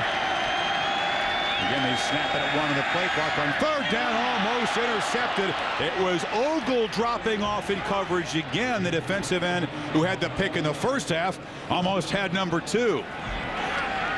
Well, Ogle this time just comes off of the tight end, Sylvan. He's right here, and he's going to look like he's lined up on Sylvan, and he does a nice job of falling off of him and getting right into the passing lane of the quarterback, again trying to find Wakocha out in the flat. Ogle's very instinctive linebacker tonight for Central Michigan. Tricky scheme from Joe Tracy, the defensive coordinator in his first year here, and now Matt Lasher for the field goal. Knocks it through. So Ohio University takes the second half kickoff, burns half of the 3rd quarter, and cuts the lead to 7. 16-play drive. You'd think Ohio University would come away with a touchdown, but at least they cut it to a touchdown. Now they keep it away from Lefevre, but what can the freshmen do when the Chippewas get the football now? versus Eastern Michigan, he tore up his knee so bad he couldn't play for 2 years. They didn't think he was ever going to come back. Here he is in the second half, almost an interception. In the first, remember, he did get an interception. He worked so hard to get back, guys. You know this has got to be special for the senior tonight. Special for a lot of these veterans, Aaron, who came to Mount Pleasant when the program was down, went through some tough times on and off the field at Central. Now trying to get a taste of a MAC championship. Some hesitation from Eric Frazier, but he'll down it in the end zone, and the Chippewas will start at the 20-yard line. Aaron talked about that game a couple years ago. Eastern Michigan plays about 1 game per season here at Ford Field. 61-58. Chippewas fell in triple overtime to EMU in their previous visit here. Trying to write some happier memories tonight. Yeah, they are, and they're off to the first half went pretty well for them. We'll see if Dan Lefevre can pick up where he left off in the first half, where he just had a sensational half, 14-19 for 223 yards. Taylor in the 4-receiver set, underneath completion, and that's Anderson spinning ahead. And it was a short little play, but he's able to find room after the catch before Mitchell stops him. 12-yard gain. He showed good patience and a quick release that time. How many times have we seen him look up to his favorite target, another freshman, Brian Anderson, who's got 4 for 60, has made some big plays. He came off of Anderson that time, wanted to get the ball to the outside, but came back, had enough time. But his release is very, very quick for a young quarterback. He sees man-to-man. Let's see if he goes to the top of the screen. Let's see if he gets the play off barely. He does go to the top. He gets man coverage, and it's once again Linson hauling it in. Good call, Kirk. They beat Parson, the sophomore corner. You know, as a quarterback, he's looking into that secondary, and he sees the matchup again. Damian Linson, one of his better receivers, locked up on the corner, Mark Parson. And Parson stride for stride. But, Chris, that is a textbook view on why quarterbacks should throw it even when your receiver is covered, because a lot of times the receiver's looking back to the ball, and most college corners have a difficult time finding and locating the ball. It's time to look back to Anderson. Similar play. First down play before, and he's down to the 40-yard line. Seems to be very easy. It does. The skill on the perimeter. See if Anderson limping off. He'll step off the field here. But Chris, most college quarterbacks, it takes them a few years to build up enough trust to realize that even when it looks like your receiver's covered, have confidence that your guy can make a play. I think John David Booty has made great strides in the last 3 or 4 weeks for USC in believing that Dwayne Jarrett and Steve Smith will make plays even when they're covered. That's what we're seeing tonight. Lefevre points deep, has a man out there, Satoot in the end zone. That one's underthrown and intercepted by Michael Mitchell. So there's the other part of being a freshman quarterback. Well, this time he waited so long, it gave the safety Mitchell plenty of time to be able to come over and find the football. Kind of slipped as he set up the throw, didn't he? He slipped, but he was also just laid on the ball and trying to get it out there. And again, that time, Mitchell is a safety. He's there. And a lot of these Ohio Bobcat defenders have been there, but they just have not had an opportunity to turn back and find the football. And that time, Michael Mitchell, the sophomore, had plenty of time to get his head turned around and make a play. That's exactly what Ohio needed. His second pick of the season. Good job out-battling Satoot for the ball. Bobcats get it back. Take it over to Central Park with you and Jen. Wallman Rink is a nice place to skate. Let's see you guys. Battle of the Bands at halftime. You weren't paying attention. Ohio University, much more impressive band at halftime. Yeah, they did a great job. We'll see if the offense can do a great job. After getting within 7, it's Bauer just stumbling on the option. The tripped over the hash mark there. He goes down for a 3-yard loss. And now he's grabbing that leg. Remember, he cramped up, Kirk, in the last game when they had to bring the third stringer in there. We'll see if Austin Everson, who tweaked his ankle and had to leave, and it's going to be Josh Phoebus. Look out now, the freshman from Dublin putting the hat on and trotting in. This is what happened at 24-all against Miami of Ohio. Cramps here. I think he just locks up. I don't think he stumbled. I don't think he had the turf monster there. I think he just locks up. The one thing good, you have Phoebus who played last week. Yeah, but at the same time, this is not the kind of injury, assuming that it's cramps, and it is the way they're treating him, unless it's just going to be something that's going to bother him for the next couple hours. More than likely, Phoebus comes in for a play, and Bauer should be ready to come back onto the field. Well, Frank Solich better hope so. I mean, Phoebus, no pass attempts, ran the ball for a yard. Got in there for a touchdown in that game, snuck it in from the 1 yard line, but he's mostly a special teams guy with very little experience, much less a conference championship game down 7. See if he's just a caretaker, because you wouldn't normally want to hand the ball off on 2nd and 12 here. But they trust him to throw it. If it's a throw, it's a screen. Now they're going to go 2 tight ends. Oh. They fire, and it's batted down at the line. So they trust the young guy to throw it, but it'll set up a 3rd and long as Bauer tries to get some fluids there, get rid of those cramps. It was Friend, defensive tackle, who got the hand up on the deflection. I've just been watching Phoebus tonight, even when he's been signaling plays in. Right away, I could see he's a fiery guy. His motor's running, huh? Yeah, he's got that linebacker mentality playing quarterback. Linebacker better make a throw here. Better make at least avoid a mistake. It's fun to come in. Avoid a mistake. Second play of the game. Come on in, kids. 3rd and 12. He's in the shotgun, and he's going to throw over the middle and take a shot downfield. I got a pretty safe play for a quarterback. Well overthrown. Cuts the safety and coverage there, and they'll have to punt it.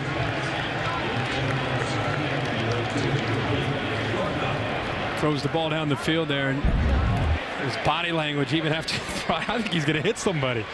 Watch, he throws the ball and he's hoping for something big to happen. And even if the ball is intercepted, it's almost as good as a punt. Look at the guy. Look at his look, man. I'd move him to linebacker right now. Got the 5 o'clock shadow. I bet he played hockey. He didn't get a shave. He's just coming in. I don't know if he expected to play. I mean, Solich said I'm going to use 2. I don't think he wanted to use 3 in this game. Lasher, very high, short punt. Fair catch called for and made at the 43-yard line. So the 3rd stringer continues to throw. We'll see if Bauer can come back, but it's Lefevre, and the Chippewas trying to add to the lead when you come back. And the one thing about Brady Quinn is he has toughness, and you can see that from Phoebus if he has to stay in there. Same high school, great tradition at Dublin Kaufman. We'll see if he is, in fact, the quarterback when they come back out. Throwing traffic, and the catch made by Anderson.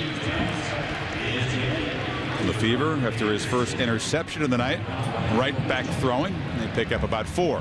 That's where you always find out what a young quarterback is made out of, what he's made of after he makes a poor decision. As an errant throw, poor decision. How does he come back? Does it rattle him? Does it affect his confidence? Looking at his face during the breaks, didn't seem to be that he was very discouraged. Goes back near side. Satut fighting for the marker. He won't get there. Oh, pretty generous spot. They're going to spot that ball for 1st down yard. I didn't think he got quite that far. And will be a 1st down. They put the ball down at about the 45. Now, this is the only team in the country, Kirk, that has a freshman leading them in passing and receiving, Lefevre and Anderson. And we have seen Lefevre and Anderson involved tonight in making some plays. Anderson had 6 catches tonight for 70 yards, and he's been matched up against a linebacker like he is right now, and they picked on the Ohio secondary. It's Ontario Sneed running right, finding the crease, and spun down inside the 30. Good tackle by T.J. Wright, but now the Chippewas offense is rolling 16 yards. Perfect time for this call where you just, even up here, you keep thinking about Lefevre, and boy, they're throwing the football, and they're spreading out this Ohio defense. Good job by Brian Kelly that time, going back to Ontario Sneed, who was a 1,000-yard rusher last year. Didn't quite have that kind of season this year. I think a lot of that had to do with the development of the freshman quarterback. 1,000-yard rusher as a freshman. Did catch 44 passes this year, though, Sneed. Give it to him again, and he is hammered. There's Jameson Hartke. The sophomore, helped out by Matt Muncy. Saturday, ABC and ESPN bring you 2 college football games that are part of championship weekend. The big one, of course, from Pasadena. Brent and Bob somehow doing it without you at 4:30 Eastern time. The Trojans trying to get by the Bruins and get to Glendale for the championship game, and Rutgers and West Virginia with Louisville looking on. Huge game for the Big East BCS bid. Knights control their destiny. Fever doesn't throw it away, and there's Elk Pride, Centerville, Ohio's Hartke tracking him down for the sack. Well, that sums up Hartke. That play right there and the effort and how he just didn't give up on the play. And to credit the entire Ohio University defense for sniffing out Snead. They were all over him. And from the backside, Koenig, the safety coming on a blitz, led him right to Hartke, who came up with his second sack of the night. We're talking to him today. He was a very good volleyball player in high school. Good all-around athlete. Got range, put on a lot of weight since getting to Ohio, but obviously a really gifted player who could be playing at the Big Ten or anywhere. The Fever still has the ball. And a lot of sideline to sideline running, and a nice play as Wright got there with a hand to break up the pass intended for Satut.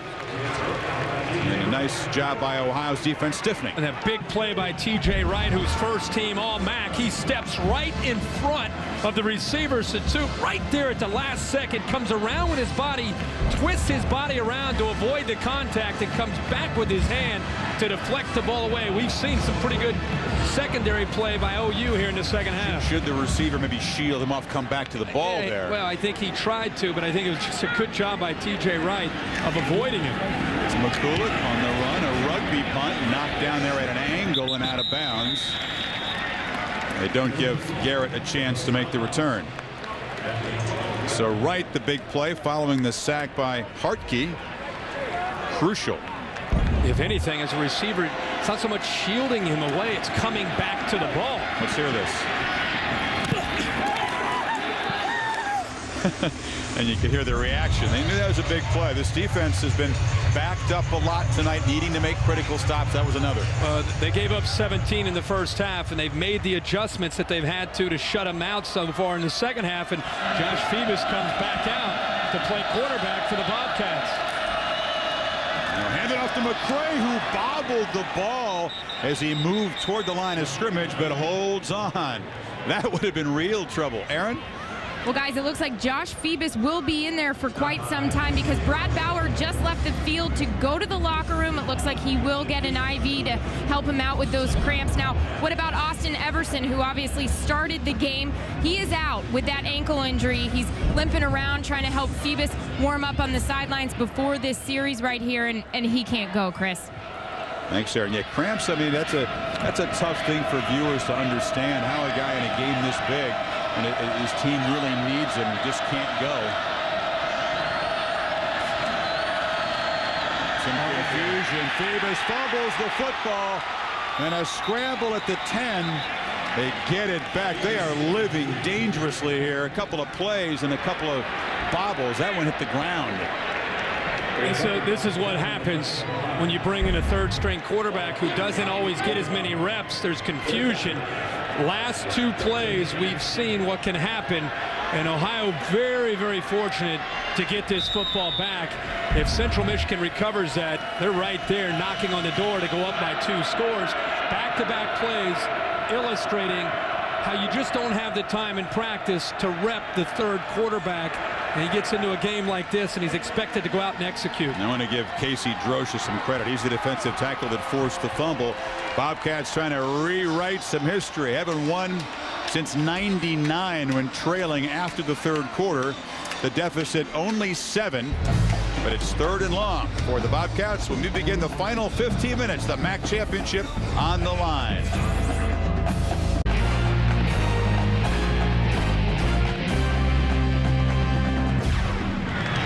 Final quarter to decide the MAC championship, and a big play to begin at 3rd and 13 is Phoebus, who has not completed a pass this season. He's the third stringer, 0 for 2 tonight. Flush, flips it short. There is a completion, but nothing there. Sylvan, the tight end, collects it, shoved it out of bounds immediately. So a safe little completion. They avoid the turnover, but they got a punt. Let me just take you into the mind of Phoebus, the quarterback right now. He probably works most of his time on the scout team. All of a sudden, he's put into the MAC championship game. This game is moving so fast.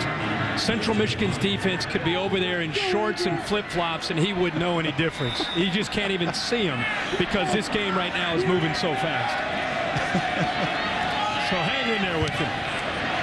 Lasher kick it away and fielded and whacked immediately over there is Linson at the 50-yard line. It was a thriller a year ago, and in heroics as Garrett Wolf of Northern Illinois ran wild, 270 yards in that game. Northern Illinois went up 24-10. You and Mike Tirico called. Yeah, this was a great game. One of the more exciting games of the year. Luke Getsy came back, led his team into a big opportunity, and this was it. Opportunity of a lifetime, and Dominique Hickson came in for the touchdown pass, limped onto the field for the game-winning score for the Zips. Lefevre on first down, complete. Situte out of bounds at the 38. That would be very unlikely heroics if a guy like Phoebus, a third stringer, could rally the Bobcats here, but the defense has to do its job first. Well, Ohio University's defense has been doing its job, but with a 7-point lead for Central Michigan and with Phoebus in at quarterback, unless we see Bauer with the IV come back on the field and he's able to play, in my opinion, if Central Michigan gets another point, if they get a field goal, this game may be out of reach for the Bobcats. They've got to hold up here on defense. Lefevre throws it downfield. It's Anderson. A flag comes in. It was Michael Mitchell in coverage over there.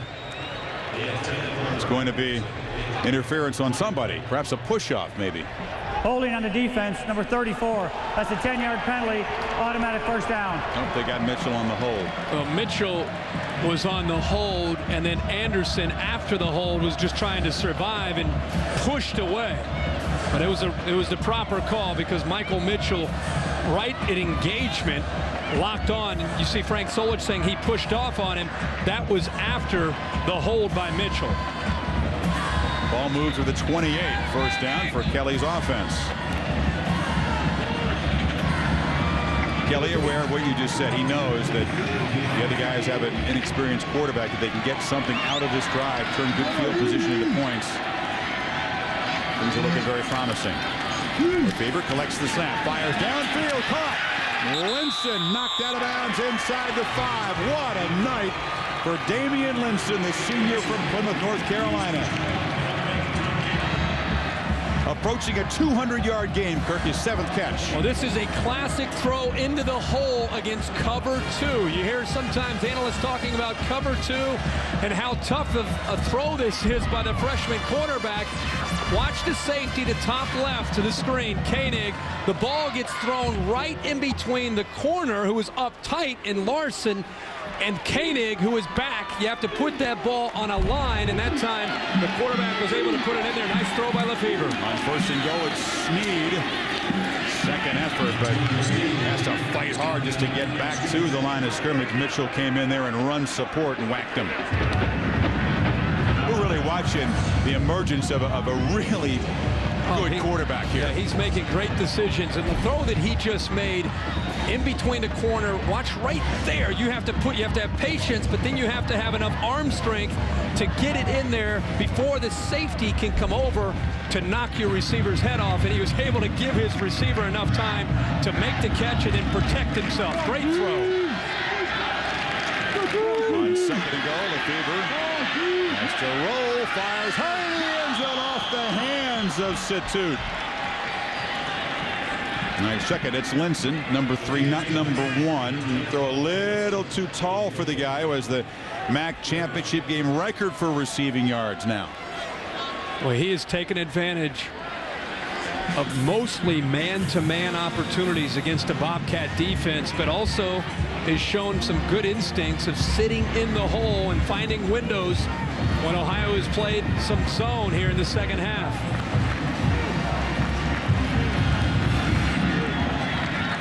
Big play for the Bobcat defense. Can they force a field goal attempt? Or can Lefevre find the end zone? He flips it to Sneed. He came in motion, and the running back will get into the end zone.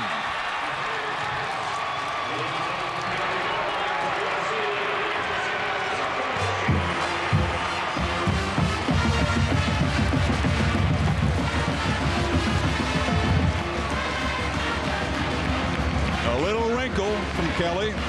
Haven't seen that look tonight. Snead collects it, and Joe Staley, the big left tackle, all-MAC first-teamer with a nice block out there. And they told us this week that Joe Staley runs a 4.77 at 6'5", 300 pounds. They say that he will be a great player at the next level. And when you can move like that as a lineman, that's what gets you that opportunity to become a great player in the NFL.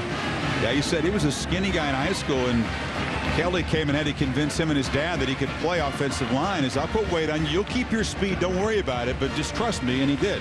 And now he's going to make some money playing football. Flag on the PAT. Offside in defense, number 55. Half the distance to the goal. Will still earn the try. You know, the guys who end up usually becoming superstars in the NFL, there's 73. He's going to lead Snead right into the end zone. But the guys who become superstars, who are offensive tackles, especially in the NFL, are the guys that played tight end and defensive end in high school, and then they grew into playing offensive tackle, but they maintain the athletic ability that you're talking about. Al Bresky makes it a 14-point game, a 50-yard drive in 5 plays. Lefevre 3 of 4 in his 3rd touchdown pass.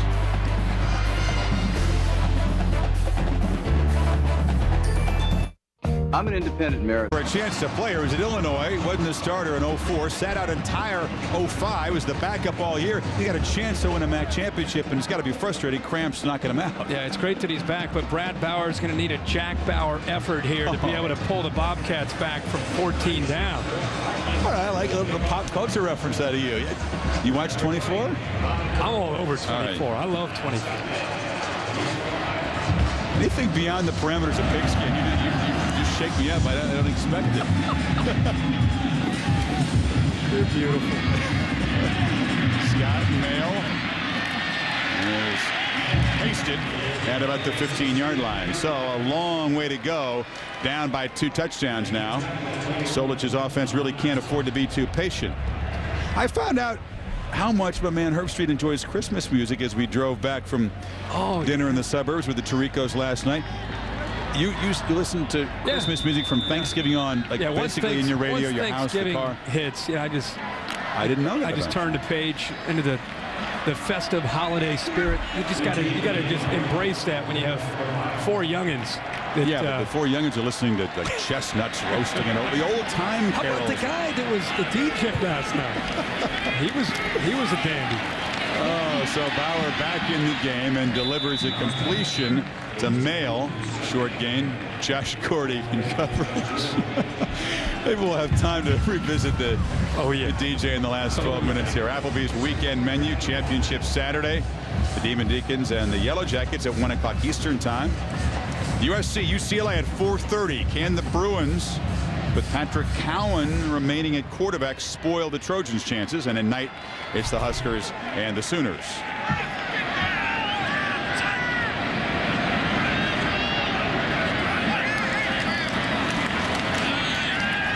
They hand it off to McCray, but down 14. They need a big play. They've just gone over 100 yards passing. 114th rated pass offense in the country. You know, we had Rutgers in Louisville earlier this year on Thursday night, and one of the best games, I think, of the year. And Rutgers was down early in that game, 24-7, and I think they had somewhere around the 113th or 14th passing offense. And who would have thought they would have been able to come back down 24-7? And obviously, they were able to come back and win that game at home. And we'll see tonight if Thursday night magic can work out for the Ohio pass offense. It's a fine line sometimes, right? Stick with the game plan, with what you're most comfortable, and try to be patient, or start pitching the ball around. Well, they're going to have to do that now, down 14. Mix in some run, but they've got to throw. And almost intercepted. Evan Brownie, the tackle, fought off the block, and Bauer flipped it right in his area.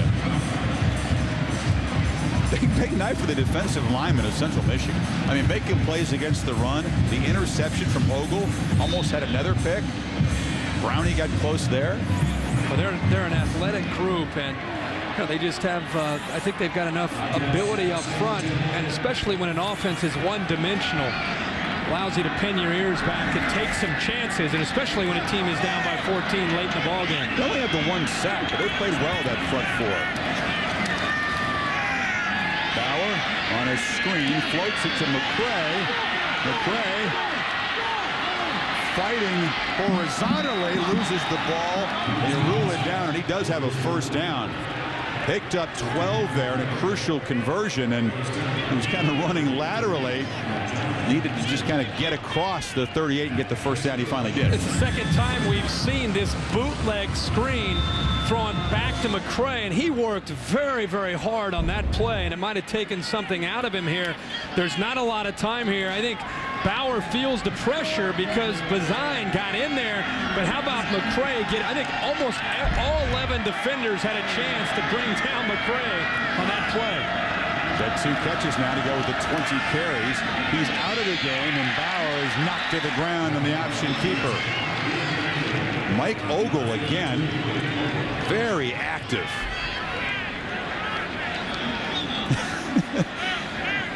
He's built like a tackle. He plays defensive end. Well, he was a linebacker who they moved to defensive end, and kind of has that typical blue-collar defensive mentality where he tries to come up and make plays and tries to come up and show that he's an athletic guy even for his size. He's been all over the field tonight.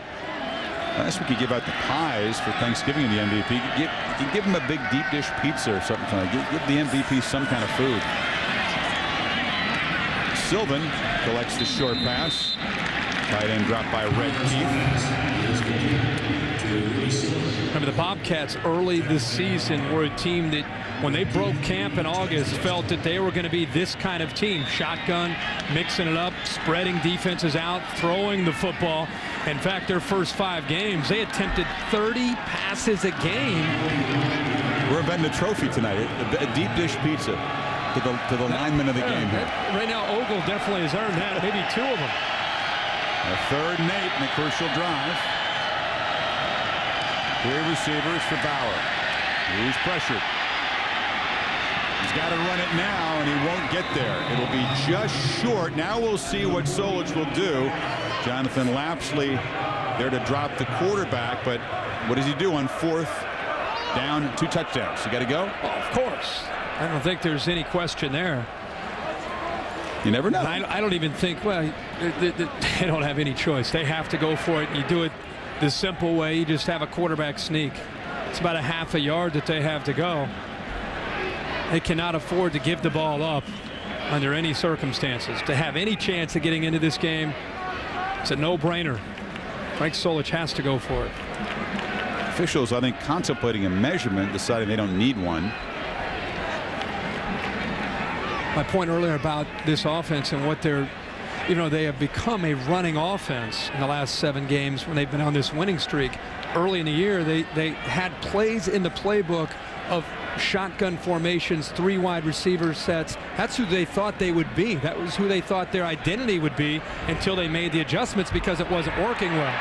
I think also, to be quite frank, no pun intended, Frank Solich needs to be able to show that he can run an offense. It's not an option offense with the next job in mind. Winning games here, but you can't be known as an option coach and get hired at a BCS conference very often. Totally agree, but to his credit, I think he went back to the drawing board and said, you know what, as much as I want to show I've changed, because I think he has philosophically, I think he realizes his strength right now is his offensive line and the running of Kelvin McCray. So they got rid of the passing game and went back to running the ball, but it's going to take some of that passing game if they have any chance tonight to come back and win. In the meantime, they must convert on 4th down.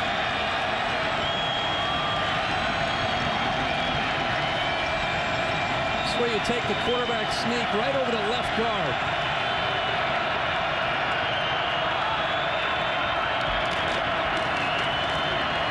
Instead, they hand it off to Voncari Owens, not McCray, and they get the first down. Oh, that is scary. You have quarterback sneak for a half a yard.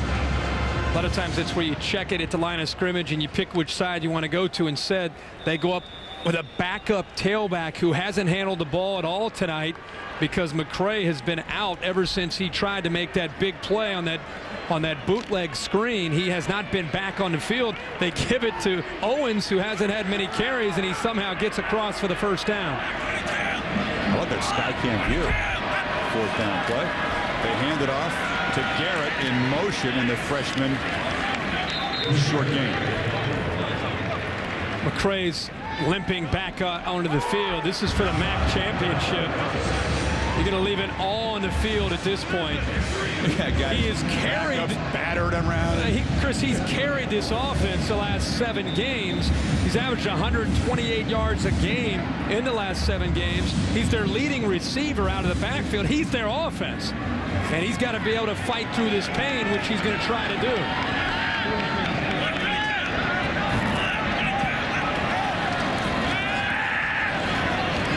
Short completion.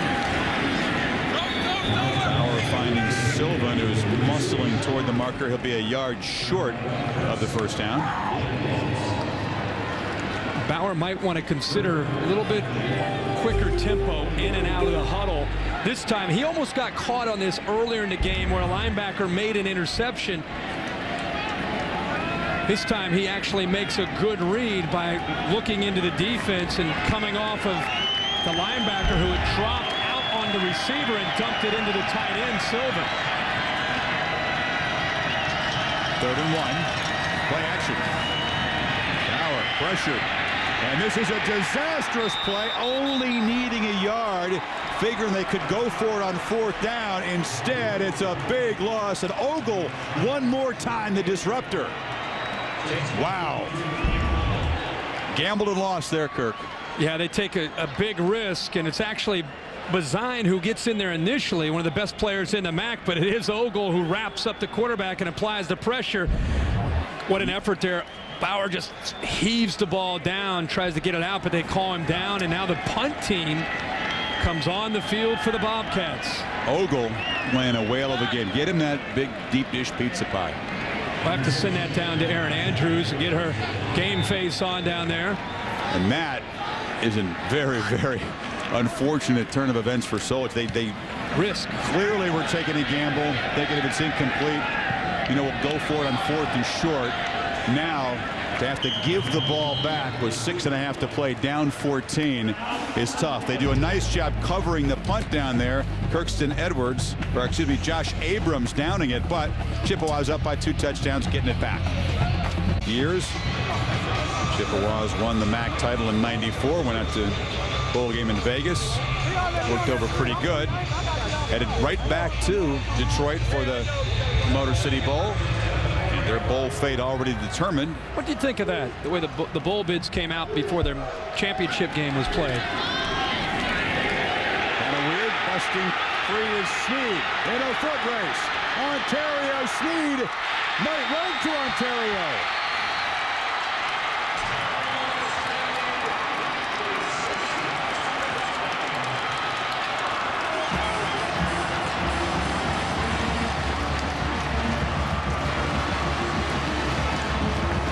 Smile from Coach Kelly, a 96-yard dagger to Solich's team. And Chris Fowler, my friend, Todd Koenig, the safety number 8, has an angle on Sneed right here, and then he just gets left. Ontario Sneed, the sophomore, 1,000-yard rusher as a freshman, 96 yards to put the final nail in the coffin for the Bobcats. By far the longest run in MAC championship game history. Chester Taylor of Toledo had the record. Koenig maybe has an excuse. He's missed the last 3 with an ankle injury. At least that's what he'll tell his buddies. But he got sprinted by Ontario Sneed. And the Chippewas can taste it now. 6:07 away from the first MAC title in a dozen years. Tonight it was about Central Michigan's speed, the athletic ability against Ohio University's very small margin of error, ball control. They had to play great defense. They had to bend but don't break defense. And it was the athletic ability and the skill of the Chippewas that prevailed tonight to secure the MAC championship for Brian Kelly. Our Shop Aquas image of the game. One more look at that clinching touchdown. You'll see number 8 coming in here. That's a different gear by Sneed.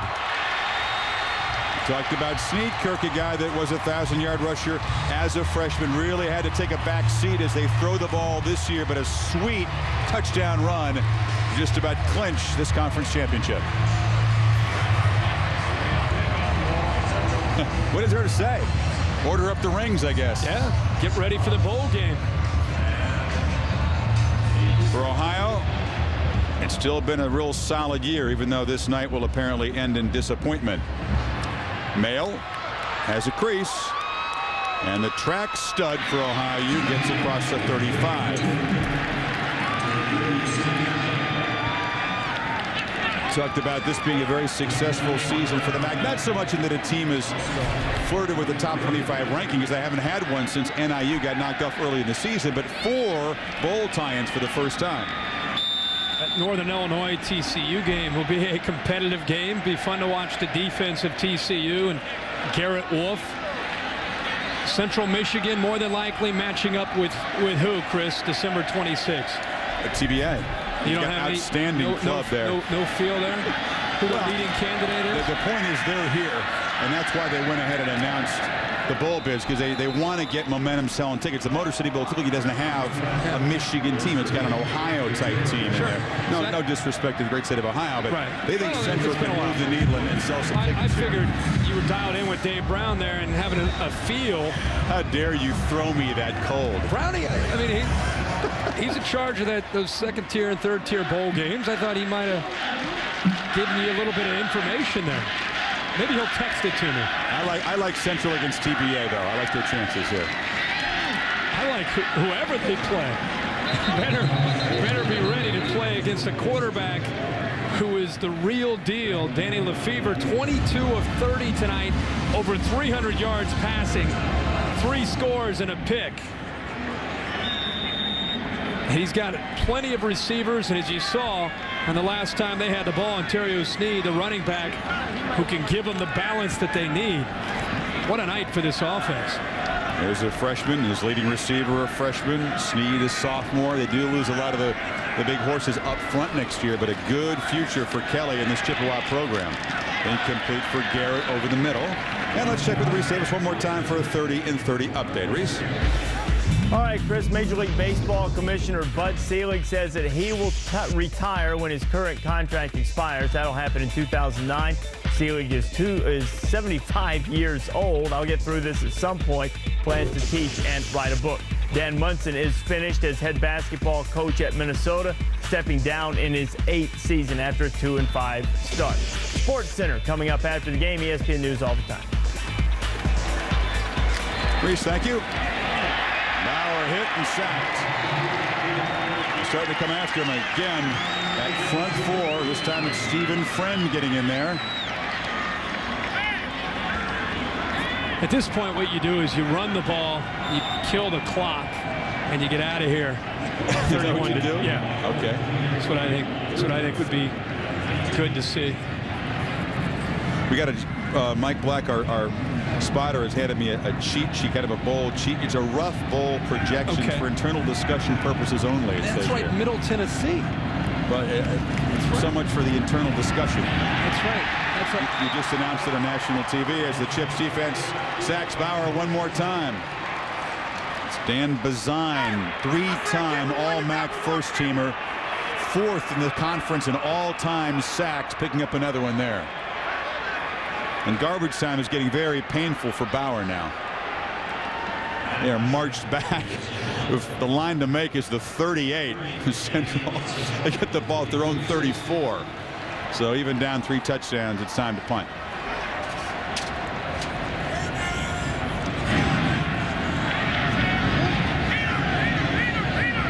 Fair catch in traffic.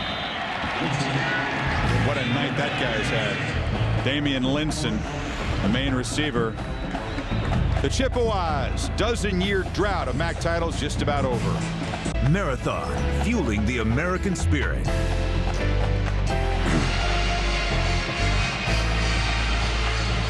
Somebody down there in the truck is hungry. After you finish the popcorn, you can make a hat out of it. Some young Central fans. These guys weren't alive the last time that team won the MAC championship, and Central about to win its first ever postseason game of any kind. They go to 9 wins. Ohio University finish at 9-4 and head to the GMAC Bowl down in Mobile on January 7th against a Conference USA team, either Southern Mississippi or Houston.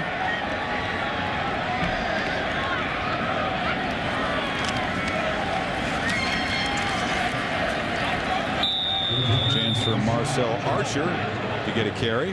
Our ESPNU All-State standings. A final check of the BCS. The numbers on the right pretty insignificant. If USC takes care of business, really no way Michigan or Florida, despite the complaints, will be able to jump over them. How about Brett Bielema's Wisconsin Badgers sitting down there at 7? Nobody talking about the Badgers. Now, I understand you can't have 3 teams from one conference in the BCS. Why not? It's one of the rules. Well, I know it's a rule, but why is I understand that? But why does it exist? You're the one that you defend the system. And I don't. You love the system. I'm asking you. I don't defend every aspect of the system, and that, to me, doesn't make a lot of sense. I don't know how many people even realize that Wisconsin had a 11-1 year this year. It's Larry Knight, by the way. He's hovering back there near the Gatorade bucket. Somebody will be in charge of distracting Brian Kelly so they can sneak up on the coach and dunk him here pretty soon. This will be sweet. These guys said very clearly yesterday, didn't come here just to represent the division, winning the West Division. They wanted to win the MAC championship. It's also talking about getting a ring for the finger right now down there. And again, right back here for the Motor City Bowl against TBA. Well, we think it'll be in Middle Tennessee. Yeah, Middle Tennessee. Once again to the left side, it's Archer. Talked about the tradition. Now Lefebvre will not quite get to the 400-yard club in this MAC championship game, but he didn't care. The 3 touchdown passes and a very solid effort. The other guys on that list were not freshmen. No, they weren't. And I've had a chance from 2003 and beyond to call the MAC championship, and Ben Roethlisberger's performance stands out. The game that was in very difficult conditions at Bowling Green, that was a team that finished in the top 10 in the country. But this performance tonight, and it's not just his numbers, just watching his body language and his presence is probably the most impressive thing to see from Lefebvre tonight. And we hand it off to Linson. The receiver has been so productive tonight. Will take a loss as he reverses field, and Hartke, the fine sophomore end, makes the tackle. You saw a quick shot there. Austin Everson, the senior. Disappointing for him. The high ankle that had knocked him out of the previous game flaring up early, and he has to watch this game from the sideline. Couldn't have been any fun to watch Bauer and then Phoebus go out there. There are 19 seniors on this team, so this will be a tough loss for them. Frank Solich's former school, the Nebraska Cornhuskers, under Bill Callahan, champions of the North, where they ran the table up there to take on the Sooners, who got an opportunity to represent the South when Texas stumbled against A&M. So the BCS bid on the line there. The 2 old rivals collide. I just love the matchup. I just love to see Nebraska in Oklahoma. Adrian Peterson will not play in this game. But Alan Patrick's been so good in relief. Their yards rushing per game up since Peterson got hurt. You know why? It's the development of the offensive line. Their offensive line, Kevin Wilson has done a great job with that group, and there's not a lot of experience coming into this year, but they are tough up front for the Sooners, and that's probably the matchup. Nebraska's front against the OU offensive line. Little mini rugby punt from McCulloch, fielded by Parson, who gets it into CMU territory. SportsCenter follows the game. They'll update that football game between Herb Street's Cincinnati Bengals. Doing a job so far in the Ravens tonight in adverse weather conditions in the Queen City. So I'm told. Hanging in there. That's what we understand. They're hanging in there, doing pretty well. But that Giants fiasco and what's going on there. What are your thoughts on that? I think it's guys taking it public, and the media in New York all too eagerly will gobble that up if you make a comment. I mean, blown out of proportion. Bauer rolls, intercepted. Intercepted in the flats. And a run back by Lawrence. A chance for some of the backups to play David Lawrence, the sophomore from Kalamazoo. Now they can get the water ready. Now you go into position, you get the trainers out of the way. Big defensive linemen were circling a little earlier. Brian Kelly, he's done a lot here in just a few years, and there's a lot of rumors about where he might be heading. And I know Iowa State, Michigan State are over, but there will be more jobs, I think even this year. More athletic directors are going to be knocking on his door. He said before he could start winning here, had to stop losing. 3 years with their heads down, this program had hit, in his words, rock bottom. But now they're at the top of the MAC conference, and the freshman Lefevre, after being the freshman of the year, all MAC first team quarterback, will collect our Wrangler 5-star player of the game. Well deserved, and great to see Brian Kelly. Again, what he's been able to do, and he said they made so many changes in the offseason, or not in the offseason, when he first took the job. Here comes the water. Here we go. Here comes the sneak. Kelly. Kelly better move quickly. They better move quickly, coach. And the players aren't going to get him. They're going to wait until post handshake. Wait a minute. That's just how disciplined. He's going to stay dry in this whole affair. Yeah, they dropped it. Solich's team, a nice 9-win season. They come up short tonight. Central just too good. And I tell you what, Kelly must have the respect of his players, because they didn't even try to dunk him. That's a disappointing effort. After a great game tonight, you got to go after the coach. You can't just drop the bucket in the field. What's new? This is new for them. They'll be ready by the bowl game. No, but you see.